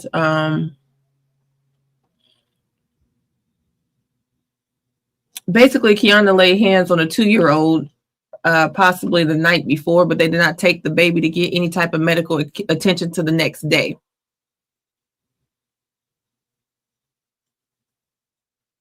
The boyfriend did, yeah. Either it's her issue is that they did not get this baby help. They did not get this baby help. I'll get the actual dates.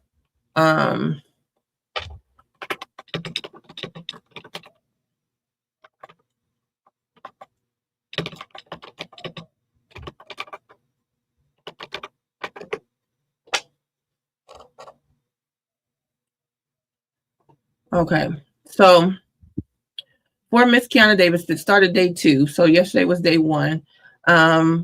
Basically, Houston County, Georgia, 35-year-old high school teacher charged with the unaliving of her 2-year-old son, Carter Ambrose. Carter had several internal blunt force trauma, including a lacerated liver and kidney. The state alleges that Davis and her then boyfriend, Keon Benton, beat the child with an unknown object and then delayed care.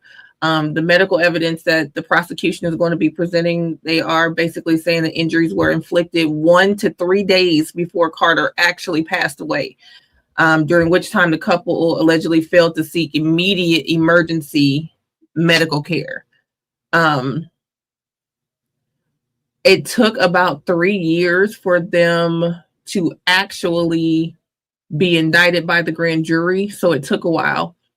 She's facing 7, is it 7? 1, 2, 3. Yeah, 7 total counts. She has a combination of stuff like malice M, felony M, second degree M, aggravated assault, cruelty to children. And it sounds like the defense is going for like a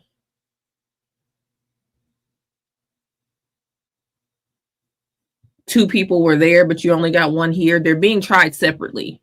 So they're trying to use the somebody else could have, it could have been him type defense.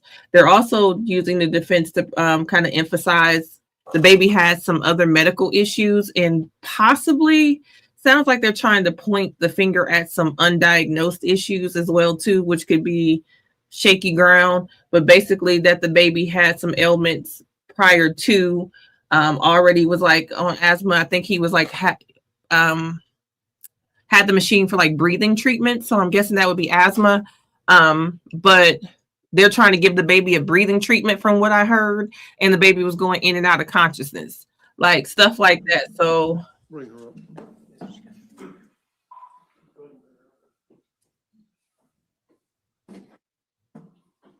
So yeah, the baby's injuries are wild. It's wild. It's a tough one. I don't know how. What could a 2-year-old fucking do? I mean, seriously. What can a 2-year-old fucking do?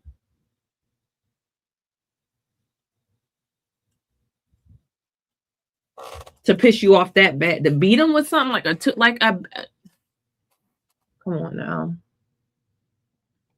That's the part that I have a problem with those kind of cases. But the same thing is getting ready to happen too, because Clancy's kids were what, 5, 3, and 8 months, or they were little, and she used them damn exercise bands to take the air from their lungs.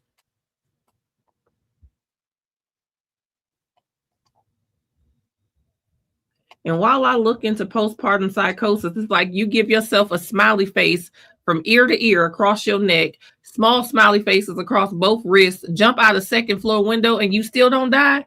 Like, that's gotta be, while there are people that support her, I gotta imagine that there's somebody saying that even the devil wouldn't take you. But she might have been going through something. I don't know. That Clancy case is going to be a tough one to watch. It's going to be a tough one to watch.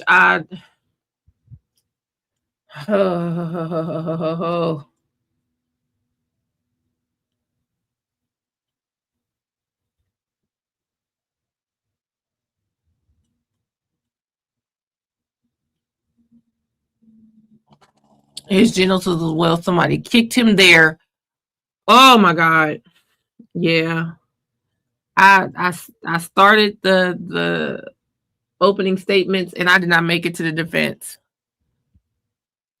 Clancy or Kiana Davis? Kiana Davis started yesterday in Georgia. It was on this morning for day 2. Clancy starts Monday. Well, she had a hearing, her final pretrial hearing yesterday. And then Monday is when they start picking the jury. Not the first day of, not opening statements. Monday is when they start picking the jury.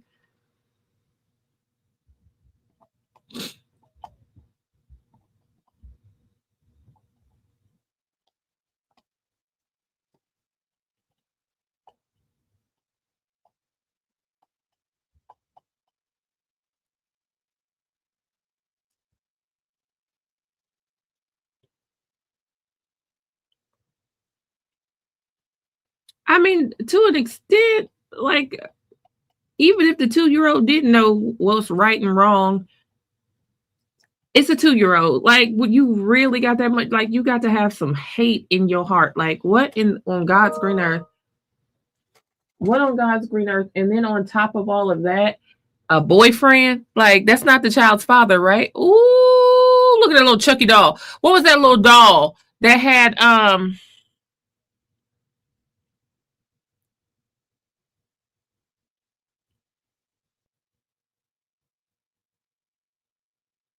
Jesus. What was that little y'all know who she looked like? Sid. She looked like Sid from Toy Story, but if he had blonde hair. Ooh. Oh, then somebody else said it. That's a little boy off Toy Story. Sid took Combat Carl out of here, didn't he? That is Sid. Woo.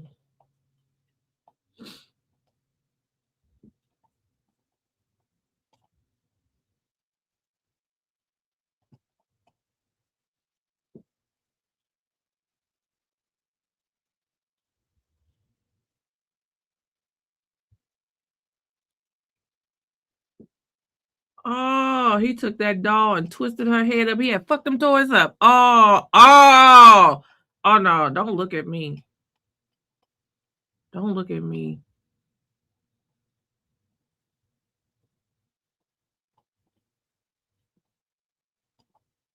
Get up there and do that shit to Grace, and then when them toys come back at you, you want to start screaming and crying. She definitely giving Sid. It's giving Sid. It's giving Sid.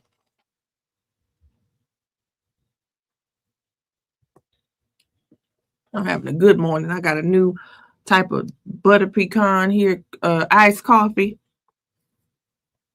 Let me figure out what else I need from Instacart so they can go ahead and make sure I got my creamer for in the morning. Because see, I can't deal with foolishness like this and get my coffee this late. I can't. We cannot be playing games like this. We up here waiting on the medieval slicer and it's Sid. Ooh, Woody and Buzz need to get her ass in her cell.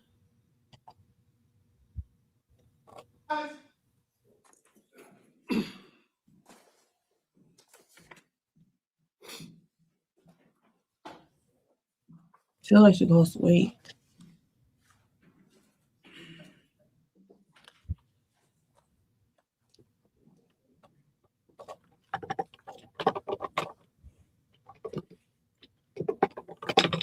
You may be seated in the courtroom, ladies and gentlemen. We are back on the record. Who is the state's next witness? State calls Kiara McCauley, Your Honor. You would face me and raise your right hand. I'm going to place you under oath. Do you swear or affirm the testimony you're about to give us the truth, the whole truth, and nothing but the truth, and the penalty of perjury? Yes. Please have a seat. Everything we do has to be recorded, so I'm going to ask you to move a little bit closer to that microphone. You don't need to lean into it. It just needs to be in front of you to catch your voice. Okay. If you'd begin by stating your name for the jury and spelling your last name for us, please. I'm Kiara McCulley, MCCULLEY. Oh, Perfect. You may proceed. Thank you. Good morning, ma'am. How old are you? I'm 23. Okay, and can you just get a little closer to the mic? Is that better? Yes, thank you. When is your birthday? December 4th, 2002, How far did you get in high school? 11th grade. What's your mom's name? Lanny, You go to October of 2022. Where were you living on October 28th, 29th of 2022? the garage of my mom's house, which is 5941 Jaguar Drive. Did anyone else live in that garage with you? It was me and Isaac. Isaac, she Were speaks. there any parks or features, public spaces near that house at 5941 Jaguar Drive? Yes. Can you tell us about that? There were a few schools, and then there's a park just about a block away. Do you know if that park had a name or the cross streets near it? I don't remember. I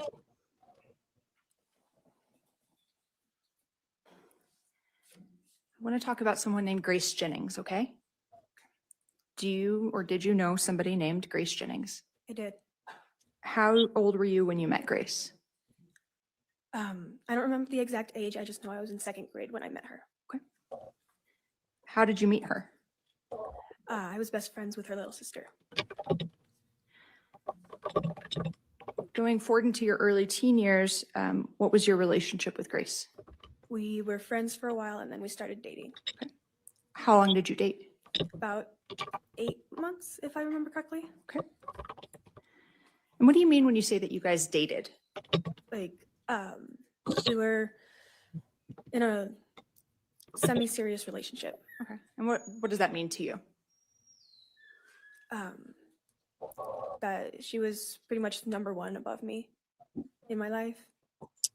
She meant everything to me at the time. What would you do, you and Uh, Grace, during that time frame? We would go out, we would have fun, just be kids. Did you eventually break up? Yes. Without saying anything anyone said or did, how did that breakup impact you emotionally? It was really difficult for me. I'm the one who ended it, but I never really let go.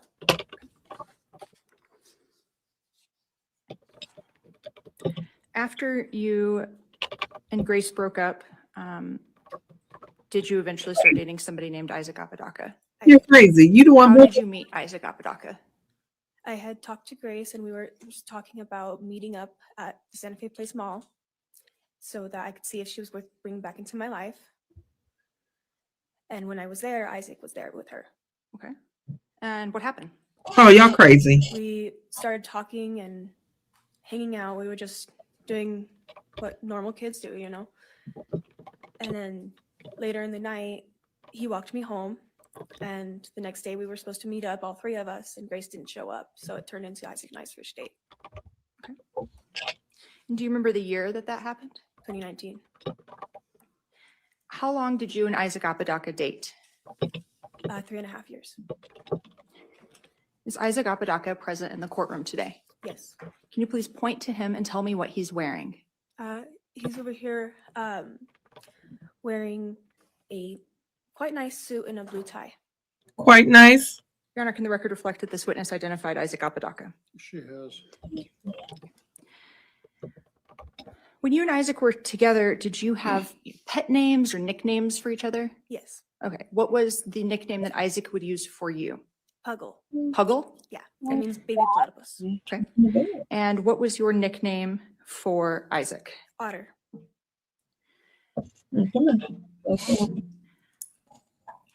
And you stated that you lived together with Isaac? Yes. Where did you first live together with Isaac? My mom's house. And when you say the house, what do you mean? It's the 5941 Jaguar Drive. Mhm. That's the house that we were living in. Okay. We were in the bigger room at the front of the house. Okay. In the main house? Yes.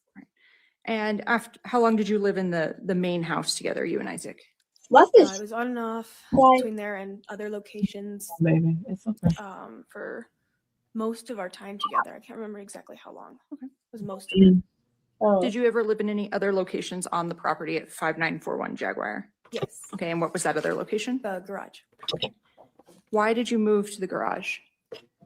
Isaac was telling me that my mom wasn't really that great for me, so I needed to get some space. Can you kind of describe the general layout of the garage? We moved things around a few times, but when you first go in, to the right of you, there's the TV and a table, and the bed is right in front of you. We go close the door. What size was the bed, if you remember? It was a queen. A queen? That wasn't no queen. I want to talk a little bit about something that happened on April 4th of 2022. Without saying anything else, do you know what I'm referring to when I say that day? Yes, I know Okay. what you're talking about. Okay. Briefly, what happened on April 4th of 2022? I was having a hard time and debating things, and I told Isaac about what I was thinking about, and he had a complete breakdown and attacked me. What do you mean he attacked you? He started beating me up. Did you have any injuries? Yes, he broke my thumb and left a lot of bruises. And when you say you were debating things, what were you debating? Our relationship. Did you go anywhere for medical care after that happened? Yes. Where'd you go? I went to, which hospital was it? It was not St. Vincent's. What was the other one called? Sorry, it's been so long since I've been there. It's okay. You went to the hospital. Yeah, I went to the hospital. All right. And did you speak to the police at all about that incident? I did. Okay. Did you pursue charges for it? I did not. All right. Why? I didn't want to make his life harder, and I wanted him happy so he would come back. What made you, did Isaac say anything specific about the charges or about not cooperating with the charges? I don't really remember.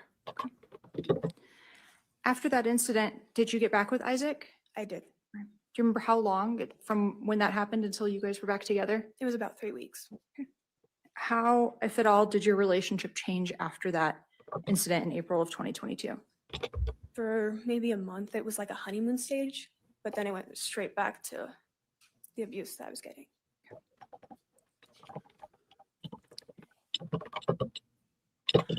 I want to talk about something called sex work, okay? Mhm. Right. Do you know what that means? Yes. Is there another word for sex work? There are a lot of different terms, but yeah. Is me referring to it as sex work a term or phrase that you're comfortable with me using to refer to what we're going to talk about? Okay. Have you ever engaged in sex work? Yes. And what does that mean to you? I would have sex with different people and get money for that. How did that come about that you started doing that? In 2020, Isaac and I were living in an apartment with his friend, and no one was willing to get a job or pay for anything. And he suggested that I start basically prostituting myself. And I told him I needed to think about it. And then he just said, I already have a couple clients for you. Just go out and do it. And when you say he, who do you mean? Isaac. How was payment rendered for the sex work? Who got paid and how? I would be handed the money at first from the client, and then I would take it to Isaac and he would hold on to it. Why give Isaac the money? I'm not even sure why I gave it to him. Do you know what Isaac would do with the money from sex work? From getting model kits to other things that I'm not sure about, he would just spend it on whatever he wanted. I want to talk about things Isaac would tell you, okay? And can you explain to me what, if anything, you would believe in general that Isaac would tell you that maybe you feel differently about now? Oh, there's so many things. He had me convinced that he was an angel. Had me convinced of a lot of different things, even an organization that doesn't exist. And I understand why I fell into it now that I've looked at it, but I'm very disappointed in myself still. What do you mean you believed he was an angel? He had convinced me he was the Archangel Gabriel. What do you mean that he convinced you that he was the Archangel Gabriel? When I first met him, he told me that he was the angel, but at first I didn't believe him. Then he started telling me things that no one knew about me. And you ain't think Grace told him? Maybe a part of me wanted it to be real. But then when I started really believing him, I just kept asking, tell me more, and he kept feeding it. Okay. What sorts of things would he tell you as it relates to him being the Archangel Gabriel? He told me my darkest secret. What do you mean by that? It's just one thing I never told anyone, not even my mom. And you believed that he knew that because he was an angel? Yeah. All right. You said that he told you he was part of an organization and you believed that? Yeah. All right. Do you remember what that organization was called? He called it Ghost. Ghost? Yes. Do you recall when you started hearing about from Isaac an organization called Ghost? It was maybe 2-3 months into the relationship. And he kept telling me that I could be a part of it and be a hero per se. Just one thing I wanted to do was be a hero to somebody. What was Ghost, as Isaac described it to you? A vigilante group that took out people that, by took out, I mean kill. People who are like pedophiles, rapists, even drug addicts. Just people that were considered bad. Did Isaac tell you how he would communicate with other members of this organization? He never told me how he would communicate with them. What did you believe Isaac's role in this organization called Ghost was? He told me he was the one who started it. Oh, so the angel was taking out folks in the And you spirit. stated that the purpose was to kill people. Did Isaac make any representations to you about what he had done in the course of his work for Ghost? He had referenced that he had killed 40 people already. 40? A high number. 40? I want to talk about any sort of markings or ranking marks related to Ghost. Do you know what I'm referring to when I? Yes. Okay. What am I referring to when I say markings related to Ghost? So he had given me a tattoo on my hand that it was supposed to say, this is that I'm a part of it. I ended up covering it up. Okay. But I just, In October of 2022, did you have a marking on your body related to Ghost? yes, Okay. And who gave that to you? Isaac.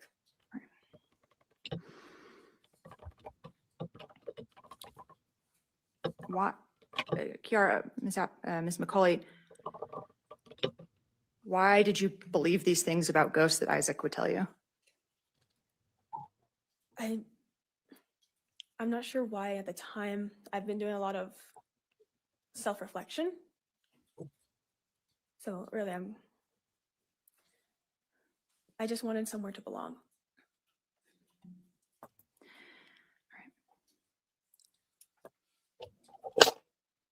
Did Isaac ever show you anything related to ghosts? And by that, I mean messages with other individuals, or did he provide any physical proof to you that he was part of this organization or that the organization even existed?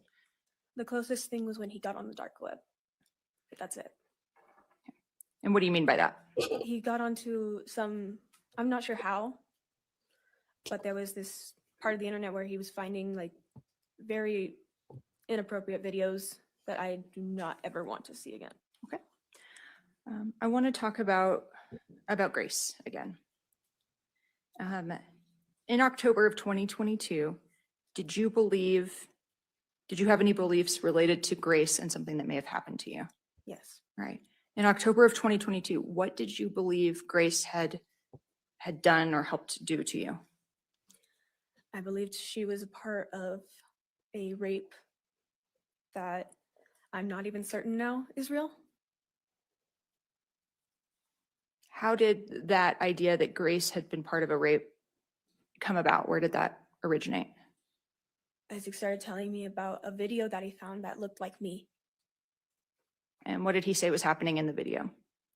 He said that there was a gang rape in that video and it looked like a girl like me, but he got it taken down and he never showed it to me, but I believed him. What role would Grace have had in that video? He said that he saw her getting money out of the deal.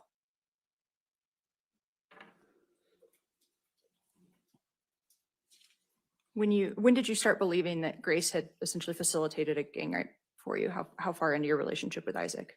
That was about 6 months. When you started to believe that Grace had facilitated this rape, how did that make you feel? It made me angry. It made me sad, depressed, all these different emotions, very confusing emotions, all hitting me like at a point where I'm like, someone I love could have done something that bad. What specific feelings did you have about it as towards Grace at that point? I was extremely angry with her and I wanted her to feel the pain I felt.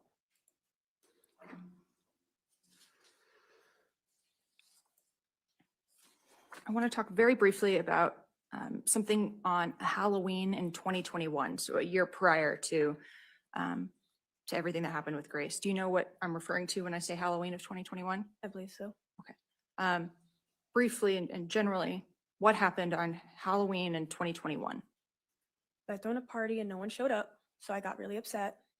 And I called one of my clients and Isaac came along with, and then someone put something in my drink and I was raped that night. Did you get medical care for that assault? Yes, there was a rape kit done. After, you said it was with a client? Yeah, Okay, he was a client turned to friend almost, I thought. Did you or Isaac get paid for that night? I'm not certain. After that, did you do any more sex work? I did. It Whose idea was it for you to continue doing sex work? was Isaac's. And what do you mean by that? I kept telling him I didn't want to do it anymore, but he kept setting people up so that I could just keep getting paid. Okay. This would be the only thing he wanted. Do you recall how, for lack of a better word, you would advertise for the sex work? Yes, there was an ad on Skip the Games, which Isaac put up for me. And what is Skip the Games? It's a website for escorts and prostitutes, I think. Okay. I was never personally on the site. Other than creating the account or the profile, did Isaac do anything else as it related to you and images being on the site? There were some photos that he took for specific clients. All right.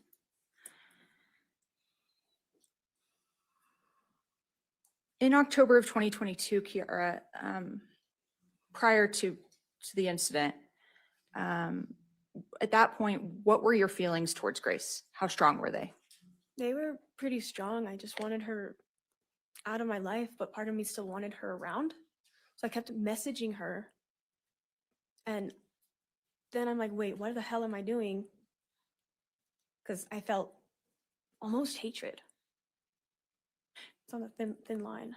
Who, if anyone, did you talk to about this hatred for Grace Uh, prior to October 28th? Yeah. Well, Isaac, I've talked to him about it a lot. And then I know I talked to my friend Jeffrey and Brady. And I also talked to my friend Kiana at the time. I know I talked to a lot of people about it, but I didn't realize how serious it was. Was there a part of you that wanted Grace dead? A part of me. All right, let's talk about the night before everything happened, okay? So we're going to talk about October 28th of 2022. Do you remember anything about that day? Yes. All right, what do you remember? So that day, well, it was at night when everything started getting intense for me. It was Isaac had straight up asked me, do you want to kill Grace? And I said yes, not realizing what he was about to do was bring her to the house. So I went to the park, told them to meet me there and we'd just get it over with. By it, I mean the murder. I'd get it over with so he would stop being so pushy. And then he changed the plan completely. Let's talk about this first part, and then we'll go on in a minute. Where were you when Isaac said, do you want to kill Grace? I was in my room, And what do you mean by your room? the garage. Garage. Okay. And after he asked, do you want to kill Grace? What did you say? I said, duh. Right. That's all I said was duh. And what happened next? He told me No, that he's going to bring her over. I said, no, that's not a good idea. You know what how I feel about this. And then he started saying, well, you could rank up and ghost and all kinds of stuff.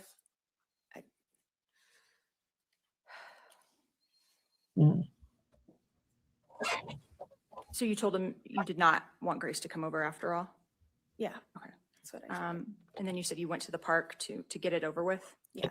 What were you wearing when you went to the park? I was wearing LARP clothing, which was like armor and a cloak. Were you carrying anything with you? I had my sword with me and a few knives. Did you have any electronics with you? My phone. And what was your plan once you got to the park in terms of if Grace had come to the park? If she had actually gone to the park, I would have just attacked her, was my plan. And then, well, first we were going to try and take her to the tunnel system, but try and convince her. Oh, I hate thinking about it. Let me stop you there. What do you mean that you were going to take her to a tunnel system? There's just a bunch of tunnels around my house. What do you mean? They're like drain tunnels. Like storm drains? Yeah. Okay. All right. And you said that, or did you actually make it to the park? I made it to the park. They did not. You stated that Isaac changed the plan. What changed? He texted me saying, let's just come back to the house. We'll figure it out from there. Did you go back to the house? I did. And when you walked, did you walk into the garage? Yes. When you walked into the garage, what did you see? Or like I saw Grace sitting on my bed. How'd that make you feel? A lot of anger all at once. And Isaac was just doing his thing. What do you mean by that? He was like sitting there acting like it was nothing. What happened next? They started smoking weed and I was drinking a little bit. And throughout the night, it was just my anger kept growing. At some point in this early part of the night, not the next day, did Isaac leave? Yes.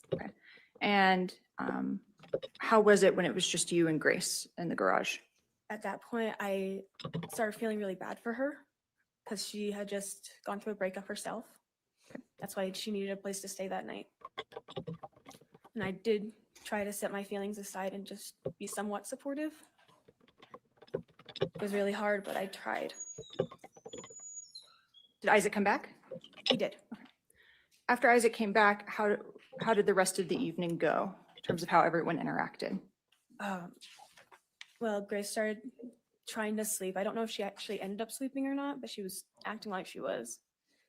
Isaac was at the foot of the bed, and I was in Isaac's usual spot, which is on the left side of the bed. When you say Isaac was at the foot of the bed, what do you mean? I mean, he was, so Grace was in my spot on the right side of the bed. I was on the left, just laying down. And Isaac was laying at the foot of the bed where, horizontally in perspective. And when you say the right versus the left side of the bed, which side of the bed would be the side that had the refrigerator next to it? Do you recall a That small? would be the left side. The left side. And is that the side you were laying on? Yes. And so the side closer to the large garage door would be the right side? Yes. Okay. And who was laying there? Grace. How did it feel having Grace in your spot? I did not like it. Very much did not like that. So while Grace was either sleeping or maybe not sleeping, and you were all three in the bed, what were you and Isaac doing as the night went on? We were texting and trying to figure out what to do. And he kept handing me knives and stuff too, and I just Why he got to submit a couldn't report bring if myself to creative actually do person? it I'm just at thinking. that time.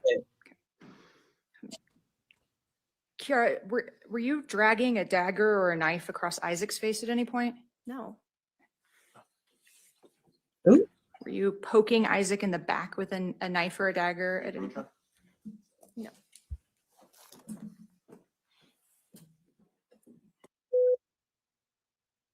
No, you didn't try to approach. Ain't that what your client been saying all in his interviews and stuff? Now, come on now. No, we not about to do this here. That's what he been saying. And that girl may articulate herself a little bit better than your client. What, if anything, were you doing with a dagger or a knife as it relates to Isaac's back that night? Nothing. I was kicking him, but that's it. Maybe your toenails sharp. I don't know. And when you were communicating with Isaac, while you guys were both in the bed, I think you just said texting. What device or devices were you using? I was using my phone. Did you use any other device or devices that evening? Just the TV. Okay. For purposes of communication, what, if any, devices did you use? Just my phone.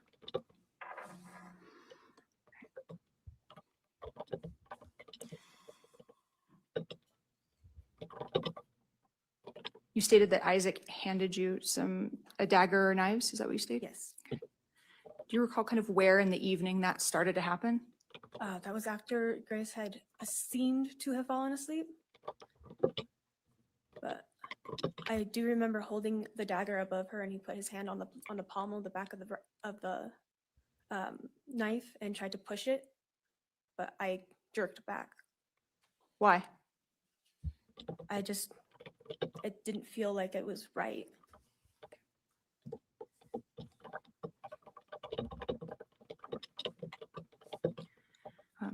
We've seen the messages between you and Isaac. Do you recall messaging back and forth? Yes. Did you Doing it. use Isaac's phone at what, if any, action did you take using Isaac's phone throughout the course of the evening? I didn't use his phone at all. What, if any, action did you take using a cell phone that was on the refrigerator next to the bed? I didn't use that either. I honestly forgot that was there. Do you recall what your Facebook username or handle was? Froggy with 3 G's and an IE and McCullough. Do you recall what Isaac's Facebook username was? I believe it was null void. There's a portion in the night where you send probably about 100 times like a little like dog or Kid. corgi or sticker or cartoon. Do you recall doing that? Yeah, I was trying to annoy him. Okay. Get his attention. What, if any, conversation do you recall having about cleaning up a mess? I remember some of it. What mess would you be planning to clean up? Grace's death.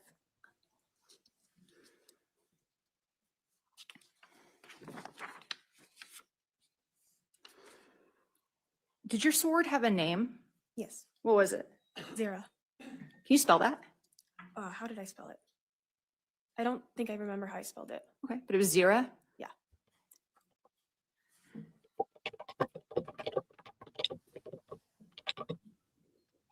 So you said that at one point you had the dagger up and Isaac was pushing on it behind your hand? Yes. Okay. Why not just kill her then? I couldn't bring myself to do it at that point. What do you recall about what Isaac was telling you throughout the night?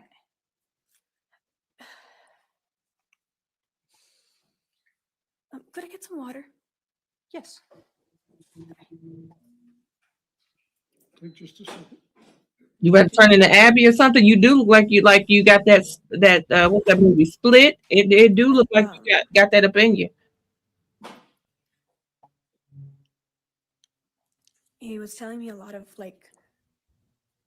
one that I remember him telling me is dull cuts like butter.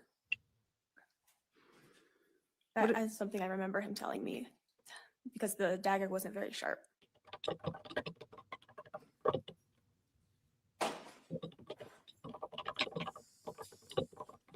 Thank you. I appreciate it. Oh, wait.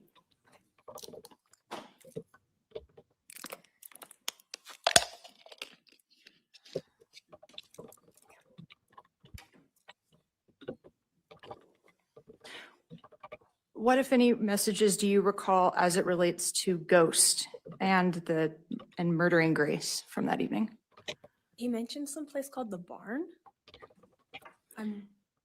Said, well, if you don't do it now, we'll do it there. And I don't know what exactly he was talking about. Had you ever been to the barn with him? No.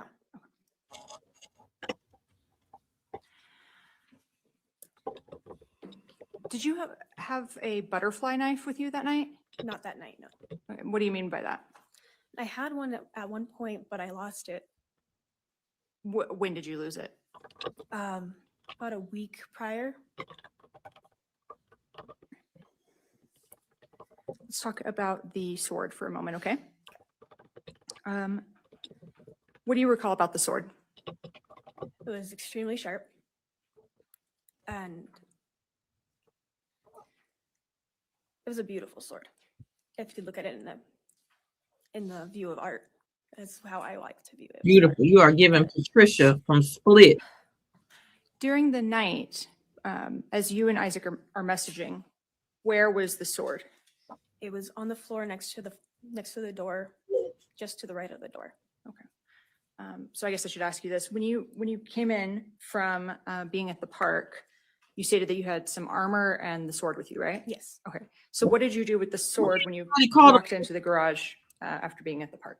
I took it off my belt and set it down. I set it right next to me, which was right to the left of the door, Okay. right next to a bunch of cubbies. Okay. And what did you do with your armor? I just took it off and set it there.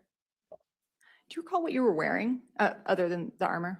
It was a blue sweater and pleather pants. Leather, like fake leather? Yes. All right. So throughout the night, as you and Isaac are messaging, did the sword stay in that same spot where you had put it down when you'd come in from the park? Yes. Where was the dagger throughout the night? Multiple different places. At one point, he was holding onto it. At one point, it was next to me on the floor. And then there were a couple points where it was on our hands, and we're trying to figure out what to do.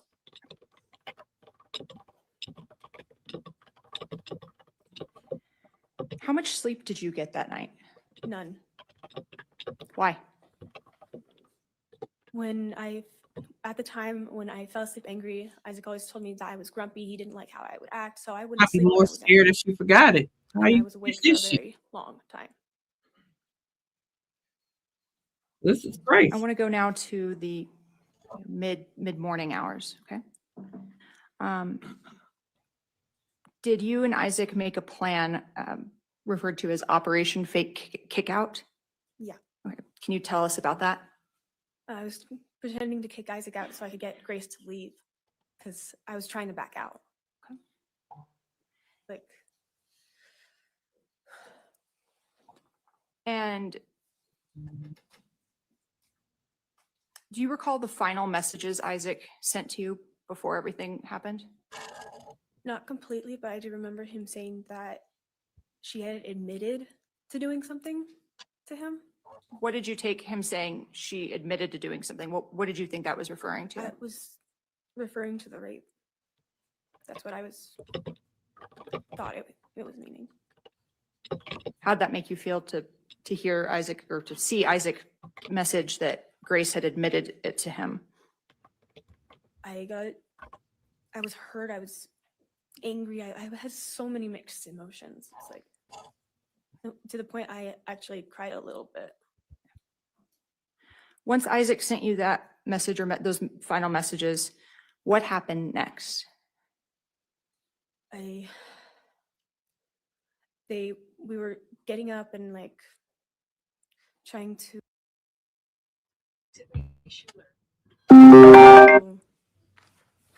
just act like everything was normal for a moment. Where was Grace at this point? She was sitting next to Isaac at the foot of the bed. Where were you? I was standing in front of them, When you say standing in front of him, what would have been, say, to your back? the door, the front door. What happened next? Isaac handed me the sword. Okay. What did you take that to mean? And it's time to do it. And I had no choice. At that point, how were you feeling emotionally? Overwhelmed.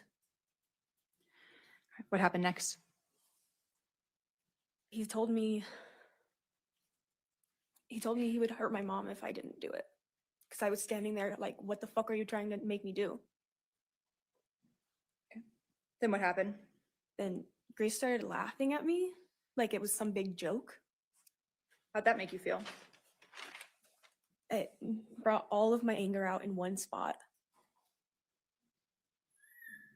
What happened next? And I closed my eyes and swung the sword. When you made that first swing, where was Isaac? He was right next to her, on her right. When you swung the first time, what did Isaac do? And he got up and he started saying, "Come on, finish it, finish it, finish it." And Ooh, then he ended up Isaac, leaving for a lying bit. ass I bastard. did. I finished the job, as he would reference it. And then he came back, told me, "Go take a shower." Let me stop you there. Sorry. While you were murdering Grace, were you saying anything to Grace that you recall? Just say, "I'm sorry." I just You- kept telling her, "Please just apologize and I'll let you go."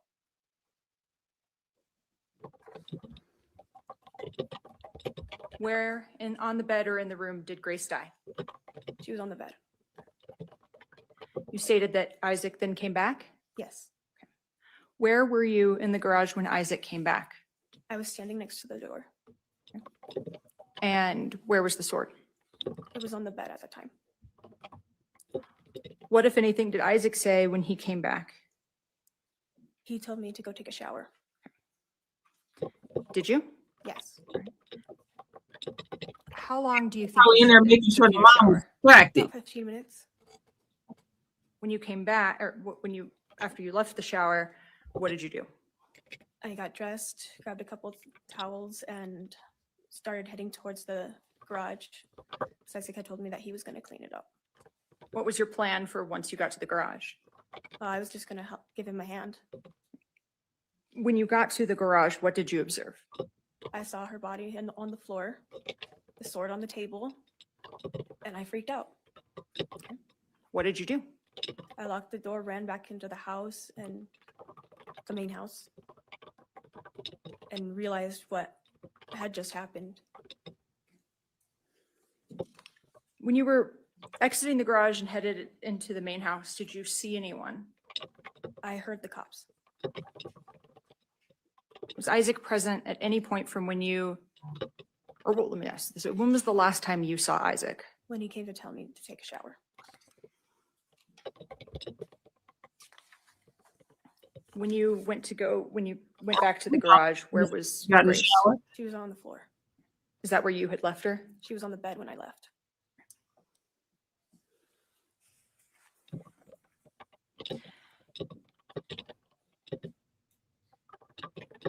Do you remember any injuries to your hand or hands? I got a couple cuts on my hands from the sword.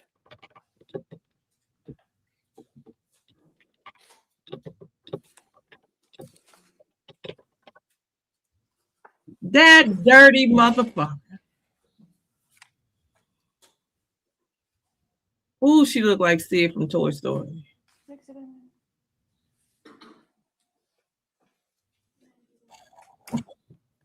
Look, Destiny, that's the girl that slung the sword. Said she was walking around the park. Brittany, she said she went to the park. Ms. McCoy, and was you're just testifying today park. I said, baby, pursuant to a you plea agreement you've accepted. Is that correct? boy. Huh. And Crazy person out here. what are the consequences, without saying any numbers, if you do not testify truthfully today? What is your understanding of the consequences of lying? I could get more time. Could you also face additional charges? I believe so, yes. Your Honor, may I approach the witness? You may. Ms. McCauley, I'm approaching you with what's been marked as State's Exhibit 91, okay? I'm going to hand this to you and just ask that you review it, and if you tell me if you recognize what it is, okay? Baby. You can look through the rest of the document if you need to.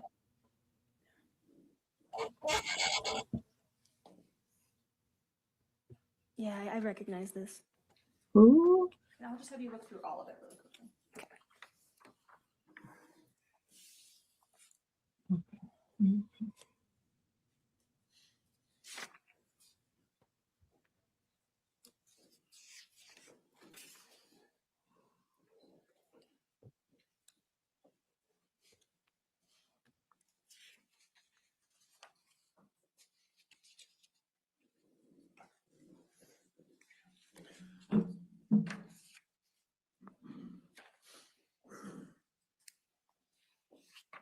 Y'all, what y'all think about this testimony?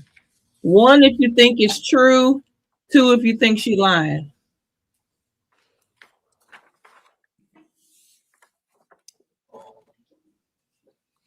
What is State's Exhibit 91? My plea agreement.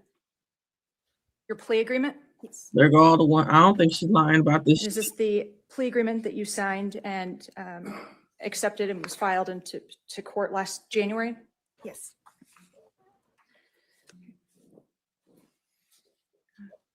And did you plead guilty to aggravated murder in the second degree? I did. Did you plead guilty to conspiracy to commit first degree murder under willful and deliberate? I did. And in exchange for that plea, are you agreeing to fully cooperate in this case? Yes. Your Honor, at this time, I'd move to admit State's Exhibit 91. Any objection to 91? No objection. Let's do 3 and 4. Put a 3 in the chat if you think Isaac was there. Put a 4 if you think he wouldn't.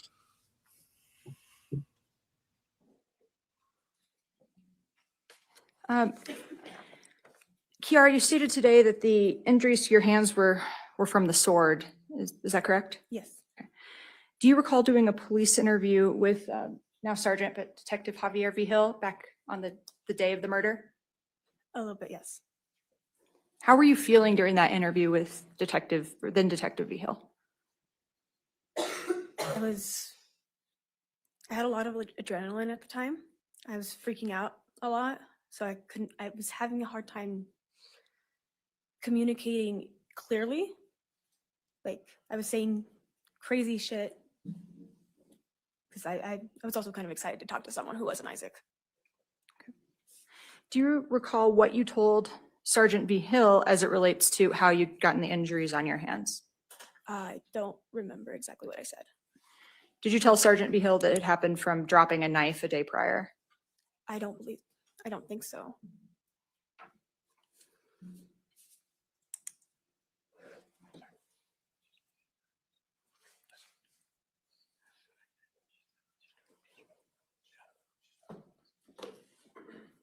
Just a moment, Your Honor.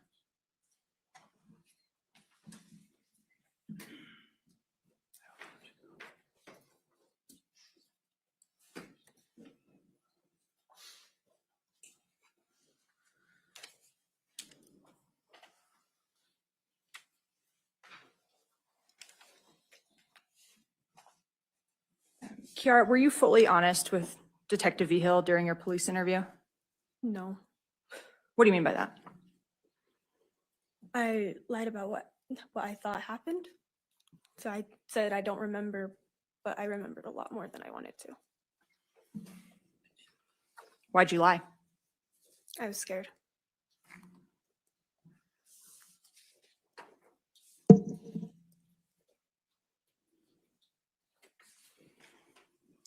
Talking about the messages between you and Isaac, there are times that you ask him to commit the murder of Grace. Do you recall saying that?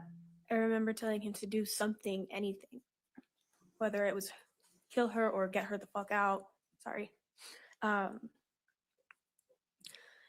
didn't care if it was to get rid of her, just get her to leave somehow, or kill her, get it over with, just do something, get her out of my space. What did you think would happen for you as it relates to Ghost if you had killed Grace?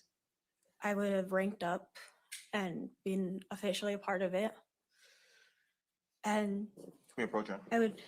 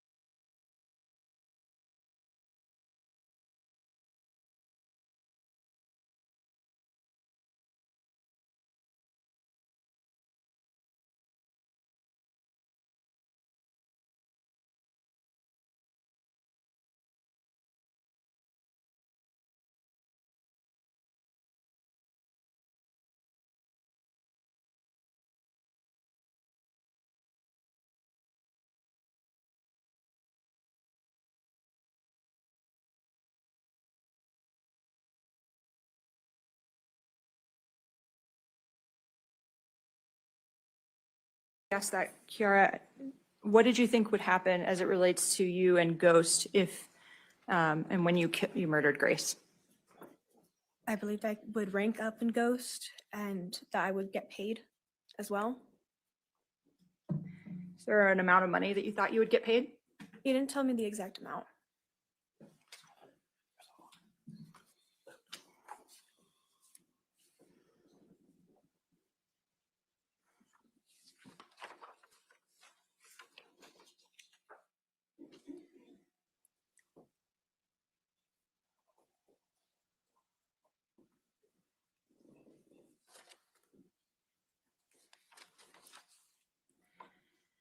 You've had two other interviews. Do you recall those? Another one here at the courthouse with Detective Vigil, Yes, and then another one with some of Isaac's attorneys. yes. And were you fully honest in those interviews? Not fully. What do you mean by that? I was scared to say that. I said that Isaac had swung first, but in reality, he just handed me the sword. So did Isaac Apodaca take any swings using the sword at Grace's body? As far as I'm aware, no. Should have clarified. In your presence, In my presence, no.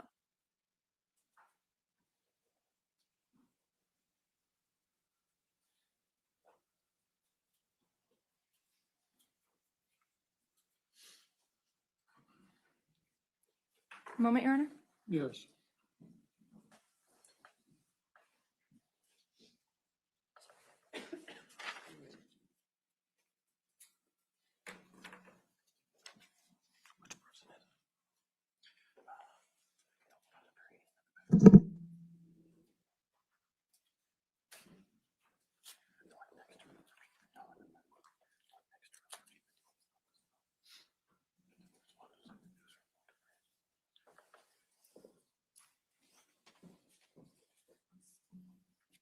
Kiara, have you been truthful today about your role in the murder of Grace Jennings? Yes.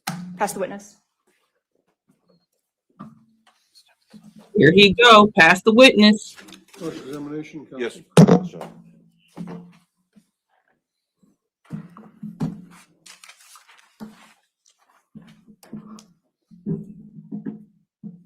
Morning, Kiara.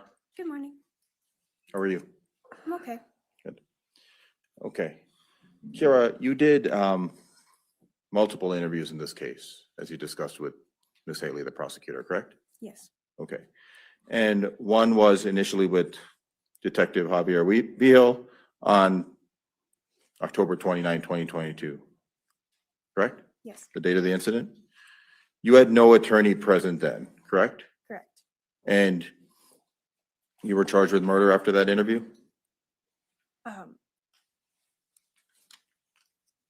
Yeah. Okay. The other interview was with your attorney and the prosecutors in this case on October 1st, 2024, correct? I believe so. Okay. Based on your cooperation in that interview, you entered the plea agreement that Ms. Murphy showed you on February 11th, 2025, correct? Yes. Okay. After your plea agreement, you did a pretrial interview with your attorneys, Mr. Rule and Mr. Clark, the prosecutor and members of Isaac's defense team, which would include myself and Mr. David Meek, correct? Yes. Okay. And then as part of your agreement, you entered a guilty plea, Yes. correct? Yes. Second degree murder? Yes. Okay. And your cooperation with the prosecution is part of that plea agreement, correct? Yes. Okay. And you understand that your testimony here today could affect whether the state actually recommends that sentence in the plea, correct? Yes. Okay.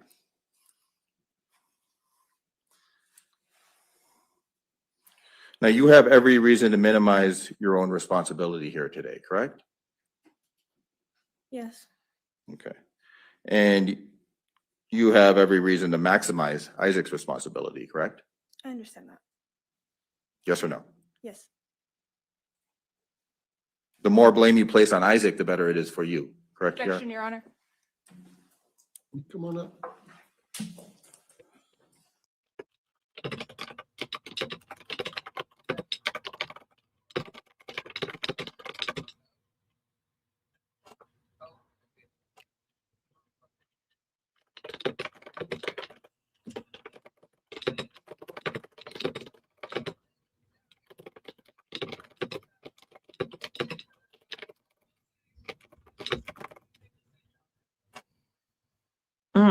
Minimize.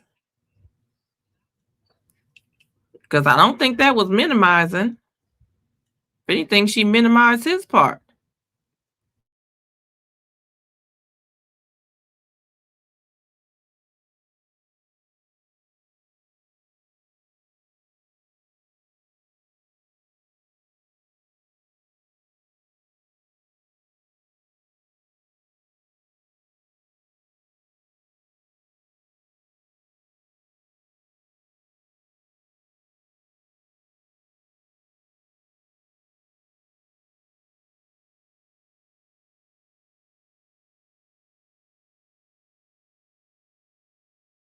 Closer to the microphone. We're having difficulty hearing you and getting your voice on the recording. Okay. Is this better? Okay, please continue, counsel. Thank you. Now, your story has evolved or changed between the three different interviews that you did, correct? Yes. Okay. You became more accusatory of Isaac as time progressed, correct, Kiara? Seeing what happened? Yes. Okay. And in fact, in your first interview, when you didn't have attorneys and you were just meeting with Detective Vigil, you never said anything about Isaac handling a sword, correct? Correct. Okay. And the interview, again, was done without an attorney present, correct? That was correct. Okay. Your second interview was done shortly before you took the plea in this case, correct? Yes. Okay. That interview, again, was done with your attorneys present, correct? Yes. Okay. How far is your mom's house from the detached garage you were staying in? It was about 15 feet, 15? 15 feet-ish. Okay, so maybe, no, I guess we'd speculate, but 15 feet, so it wasn't very far, right? Yeah, it's not You, too far. you could hear what was going on in her house Not really. sometimes, if somebody was screaming? Yeah, Okay. I would and- think so, but Okay. And if she was in her house, she could hear somebody screaming in your detached garage? she usually has the TV on loud enough that she wouldn't be able to hear anything. Okay.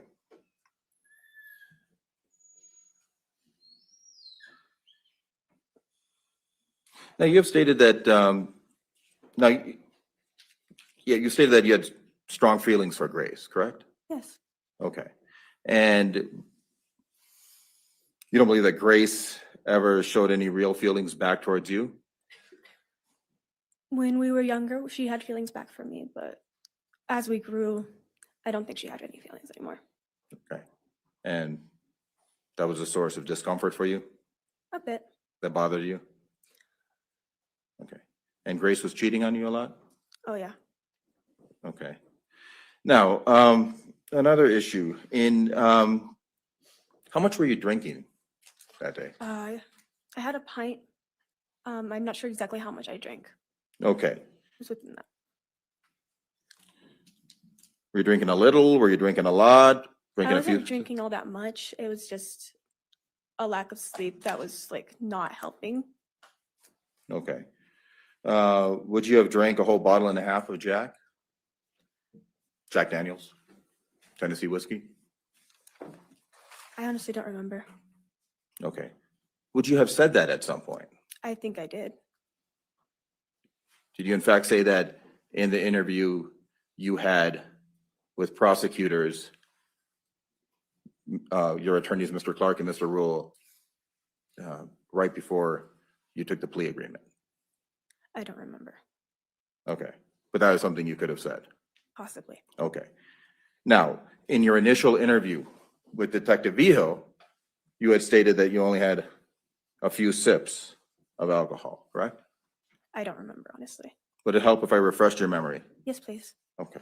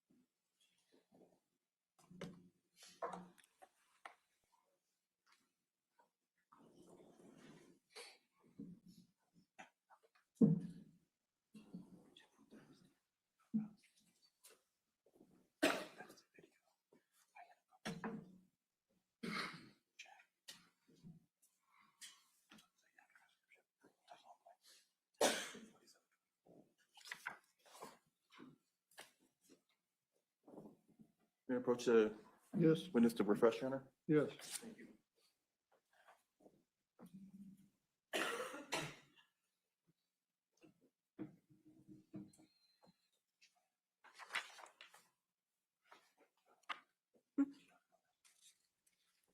I've seen this guy before.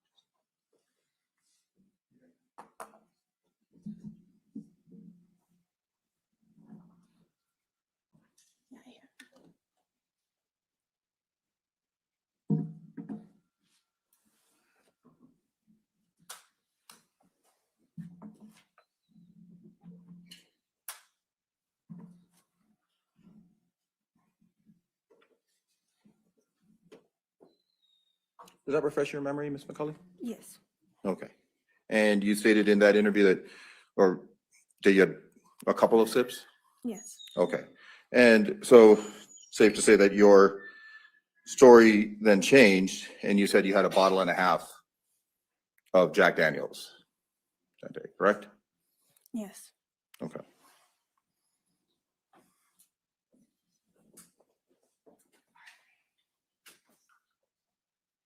So is it safe to say you were pretty out of it that day I was. and you didn't have any real recollection of what was going on that day, correct? It was fuzzy, but I No, remember. that's all? Yes or no?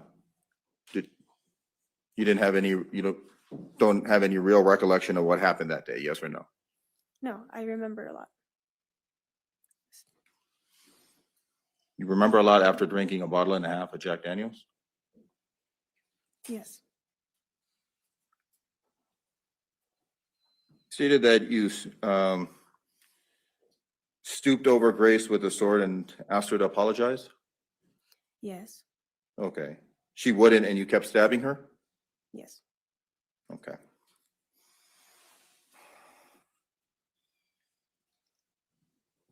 You also believe you were drugged by Grace previously?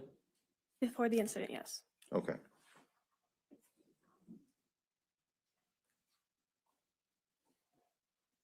Maybe your approach, Turner? Yes.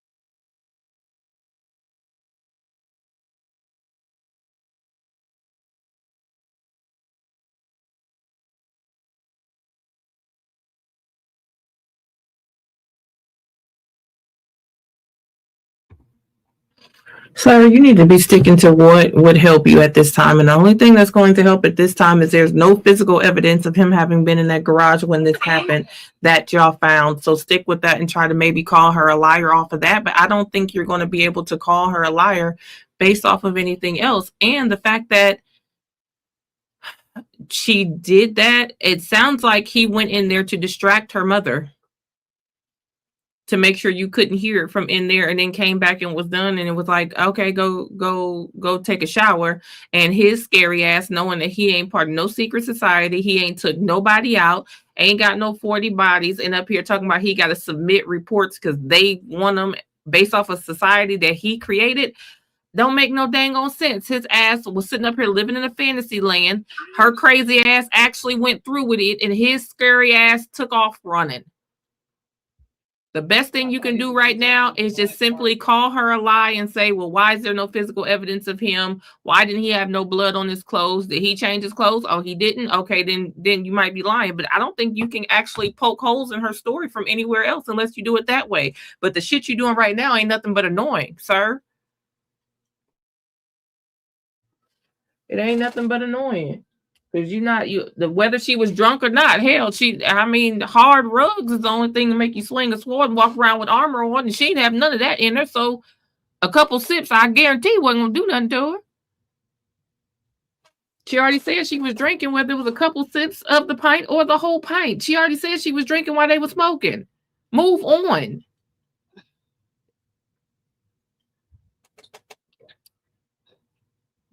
She definitely does regret it. Now, I think now that she's like not under his thumb, not with him every day, and she's understanding that he was a damn lie, she probably knew it the second his ass took off running. Like, what you mean you got 40 kills and you left? He was supposed to have that cleaned up. She came back, saw that body, and said, whoa, you were supposed to have this out of here. And she freaked out. I think she didn't figure out that she the only person in Ghost that didn't have a kill.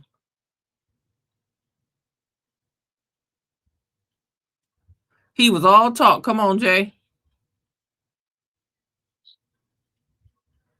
So I had a pint myself when I was sick and was completely fine. Come on, Hot Toddy.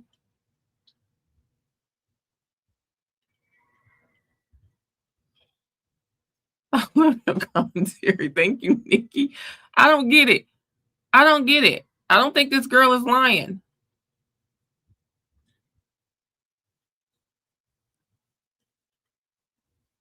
Mister, I can set up the barn for you. Come on, Dominique. What do you say with the tools and the soundproof walls? Got to right in that dang going interrogation room. Say, oh, that was a movie.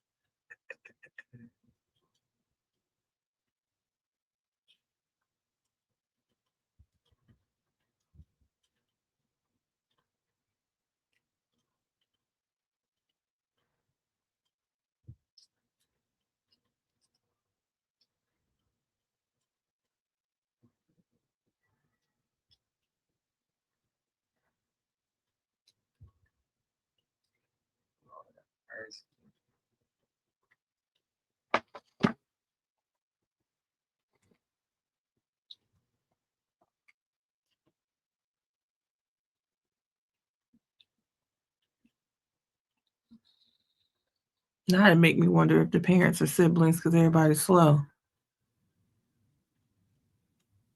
Shay said, are they from Kentucky? Okay. He does not have charges for the underage relationship. I believe he has first degree willful unaliving as a accomplice or accessory. And then he also has the conspiracy to commit the first degree or his 2 charges, I believe. At this point, Kiara more of a man than he is. Come on. Only person in Ghost with a confirmed kill.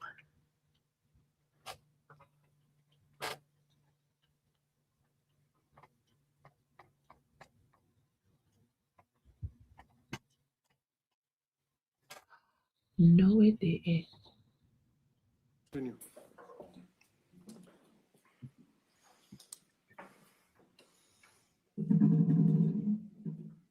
Over what period of time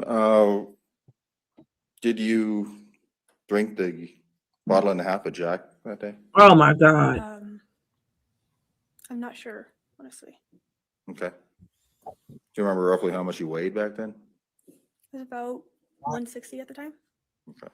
I told y'all she So you don't remember how long you've been drinking for that day, correct? Correct. But it was that day. It was a mix of that day and the night before. Okay. So you're drinking into the night and into the day.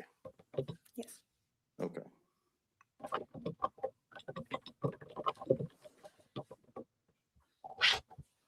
You had stated that Grace had pulled a knife out at you because you have a big mouth and always say what you think, correct? Not exactly, but I just said a joke and that she didn't like. Okay. So you're not necessarily a very passive person, correct, Kiara? I am a very passive person, actually. Okay. But you do like to say what you think? Not so much anymore. Okay, but previously, When I was younger, yes. you would say what you think to Isaac? To Isaac, yes. I Okay. trusted him.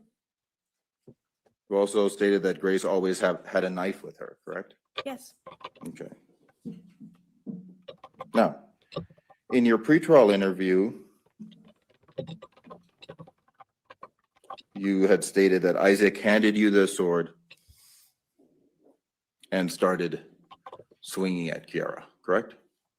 Kiara? Or at Grace. He handed me the sword, and that's when I got the cuts on my hands. And then I swung. Okay. So this is the same sword that you had ordered on Amazon, correct? Yes. And you wanted the sword, correct? Yes. Okay. And in fact, you had an infatuation towards swords, correct? Yes. Okay. And your mom was part of some sort of medieval sword club, correct? It was LARPing, live action role play. I'm sorry? Live action role play. Okay. And you grew up around swords, correct? Well, not with one in the house, but she taught me how to fight with one, but we used sticks at the time. So your mom taught you how to fight with swords. Yeah, just for LARPing, and it's fun to LARP. So at some point did you kind of want to live out this fantasy of actually using a sword? I bought it because I thought the end of the world was coming. Okay. She crazy. Yeah, you don't know what to say to that shit now, do you?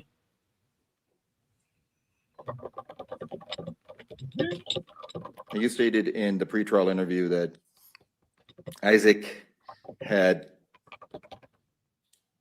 touched a sword and moved the sword, correct? Yes. And you state that was your testimony here today, that Isaac had,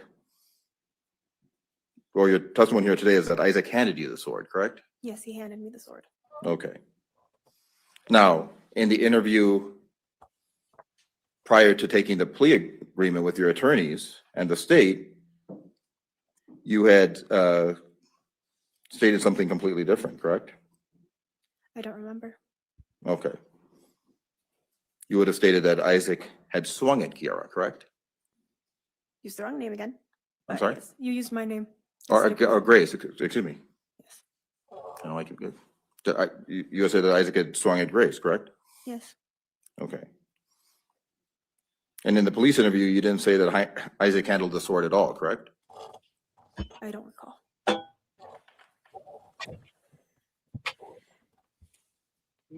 In the pretrial interview, you stated that Isaac had did this while you were in the shower, correct? Well, there was something that happened while I was in the shower. I'm not sure exactly what, because her body moved and so did the sword. But you have no way of actually knowing this, correct? Just that it moved because I went, because I Okay. saw it. Now, you had no coaching before the interview you initially did with Detective Vio, correct? Correct. Okay. But you were prepped by your defense attorneys before doing the interview with the state before you took the plea agreement? Objection, Your Honor.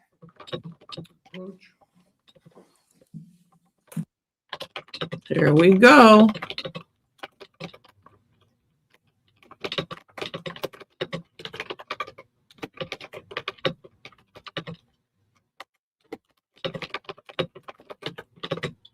Y'all want to know what's crazy? Why do I think, and I don't think this is funny at all, I'm just saying, why do I think Isaac tried to see maybe if he could do it and Grace moved and he couldn't. He had to get up out of here. Basically what they're trying to do is now point out inconsistencies, and what he's trying to point out is that at some point she may have said that Isaac had did take a swing at Grace, and at another point she never said anything about him swinging. He also tried to imply that she said that he did this while she was in the shower, but she said, I didn't say he did this. I said he did something while I was in the shower, because when I came back from the shower, Grace was no longer on the bed, she was on the floor, and the dang on 3-footer wasn't where I So was. you were prepped for the interview that you had with the state, with the prosecutors, and your defense attorneys before you took the plea agreement, correct? Yes. Okay.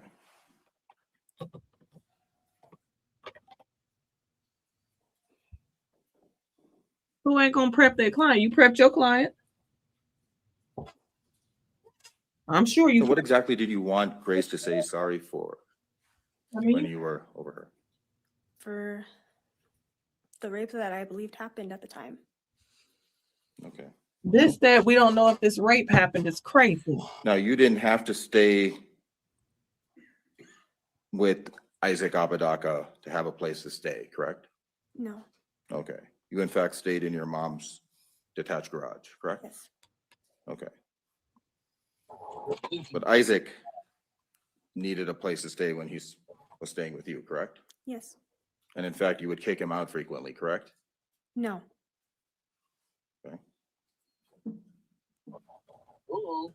Isaac wasn't wearing a bodysuit or anything that day, correct? Not that I'm aware of. Okay. Now, you had also previously stated that you hadn't slept for 4 days prior, correct? Correct. Okay. Well, she didn't say how many How do you days. stay awake for 4 days? Red Bull. It's a lot of Red Bull. Yeah. Okay. It's crazy. Why are you Could you telling just have been crazy, but imagining things? they do unless you want to be crazy? No. Okay. Keisha, I fear you may be correct. Because there ain't no way in the world you break up with somebody and then say, but I didn't let go. Why? How was that her fault? He should be afraid because she'll do something to you. Now, after all of this happened, you If you heard a took a fit, shower, correct? had to do with laugh. You didn't call the police, did you? No. You didn't call 911? No, I did not. So if Isaac had planned any of this, I mean, he totally missed the part of not calling 911, correct? Correct. Because he did call 911. Correct? That's correct. Isaac got kicked out of Ghost. What happened to his rank? Now, you also stated that you've been seeing Isaac everywhere, correct? When I first got arrested, yes. Just as a foundation. Yeah, clarify what you mean. Okay. Again, do you remember doing the pretrial interview in this case with myself, my investigator, your attorneys, and the state's attorneys? Yes. You're right, Hannah. She And did not call you not have stated that you've been seeing Isaac everywhere, correct? Yes. Okay. Even in the jail? He was very far in my head. And I would see him in the mirror from time to time. Yeah. But I believe that may also be part of my spiritual beliefs. Okay. Even in the mirror in the jail? Yes. Basically in places that Isaac wouldn't be? Yes. And I knew it wasn't him. Okay. I knew he wasn't there. Okay. If just answer what I asked you, okay, Karen? Sorry. Okay. Now, this has been going on for a very long time, correct? It stopped. Okay, but previously it was going on for a very long time, correct? It happened for about 2 months. Okay. And you were seeing Grace as well, correct? Her ghost. Okay. Now, you also love weaponry, correct? I think it's beautiful art. Okay. And you said that the sword was beautiful in direct examination, correct? Yes.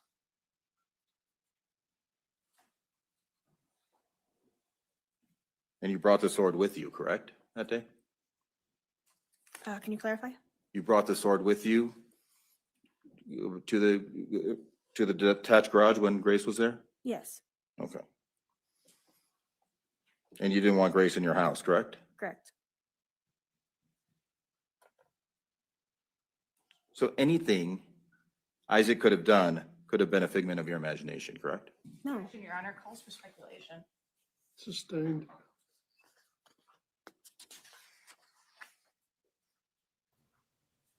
You wanted the sharpest thing to hurt her that day, correct? Grace, I just wanted to get it over with. you really wanted to hurt her. I just wanted to hear her say I'm sorry. Okay, and you did hurt her, correct? Trying to get it out of her, yes.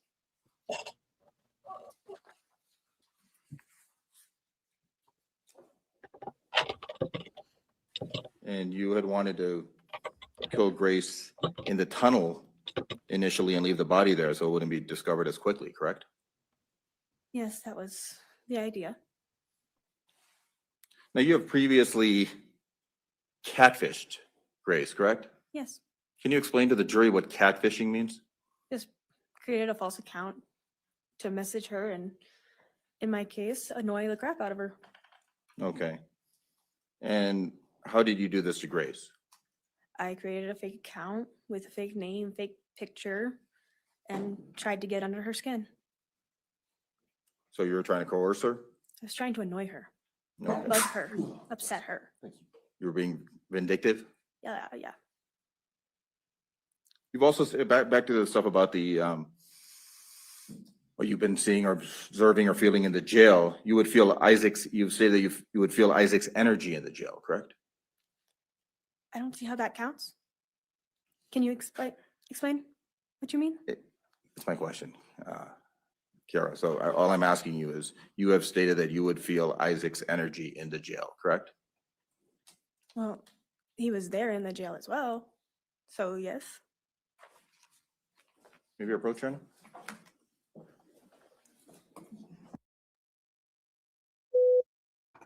Good answer. That's what you said, Tiff. Good answer. Good answer. Sir, she ain't crazy as you think. She got good sense. Playing stupid. Trying to ask these questions. You talking about correct that. Would they back up at the stand? Mm-hmm. Yeah, if you don't know how to ask questions, I'd have been up there calling him everything. I don't know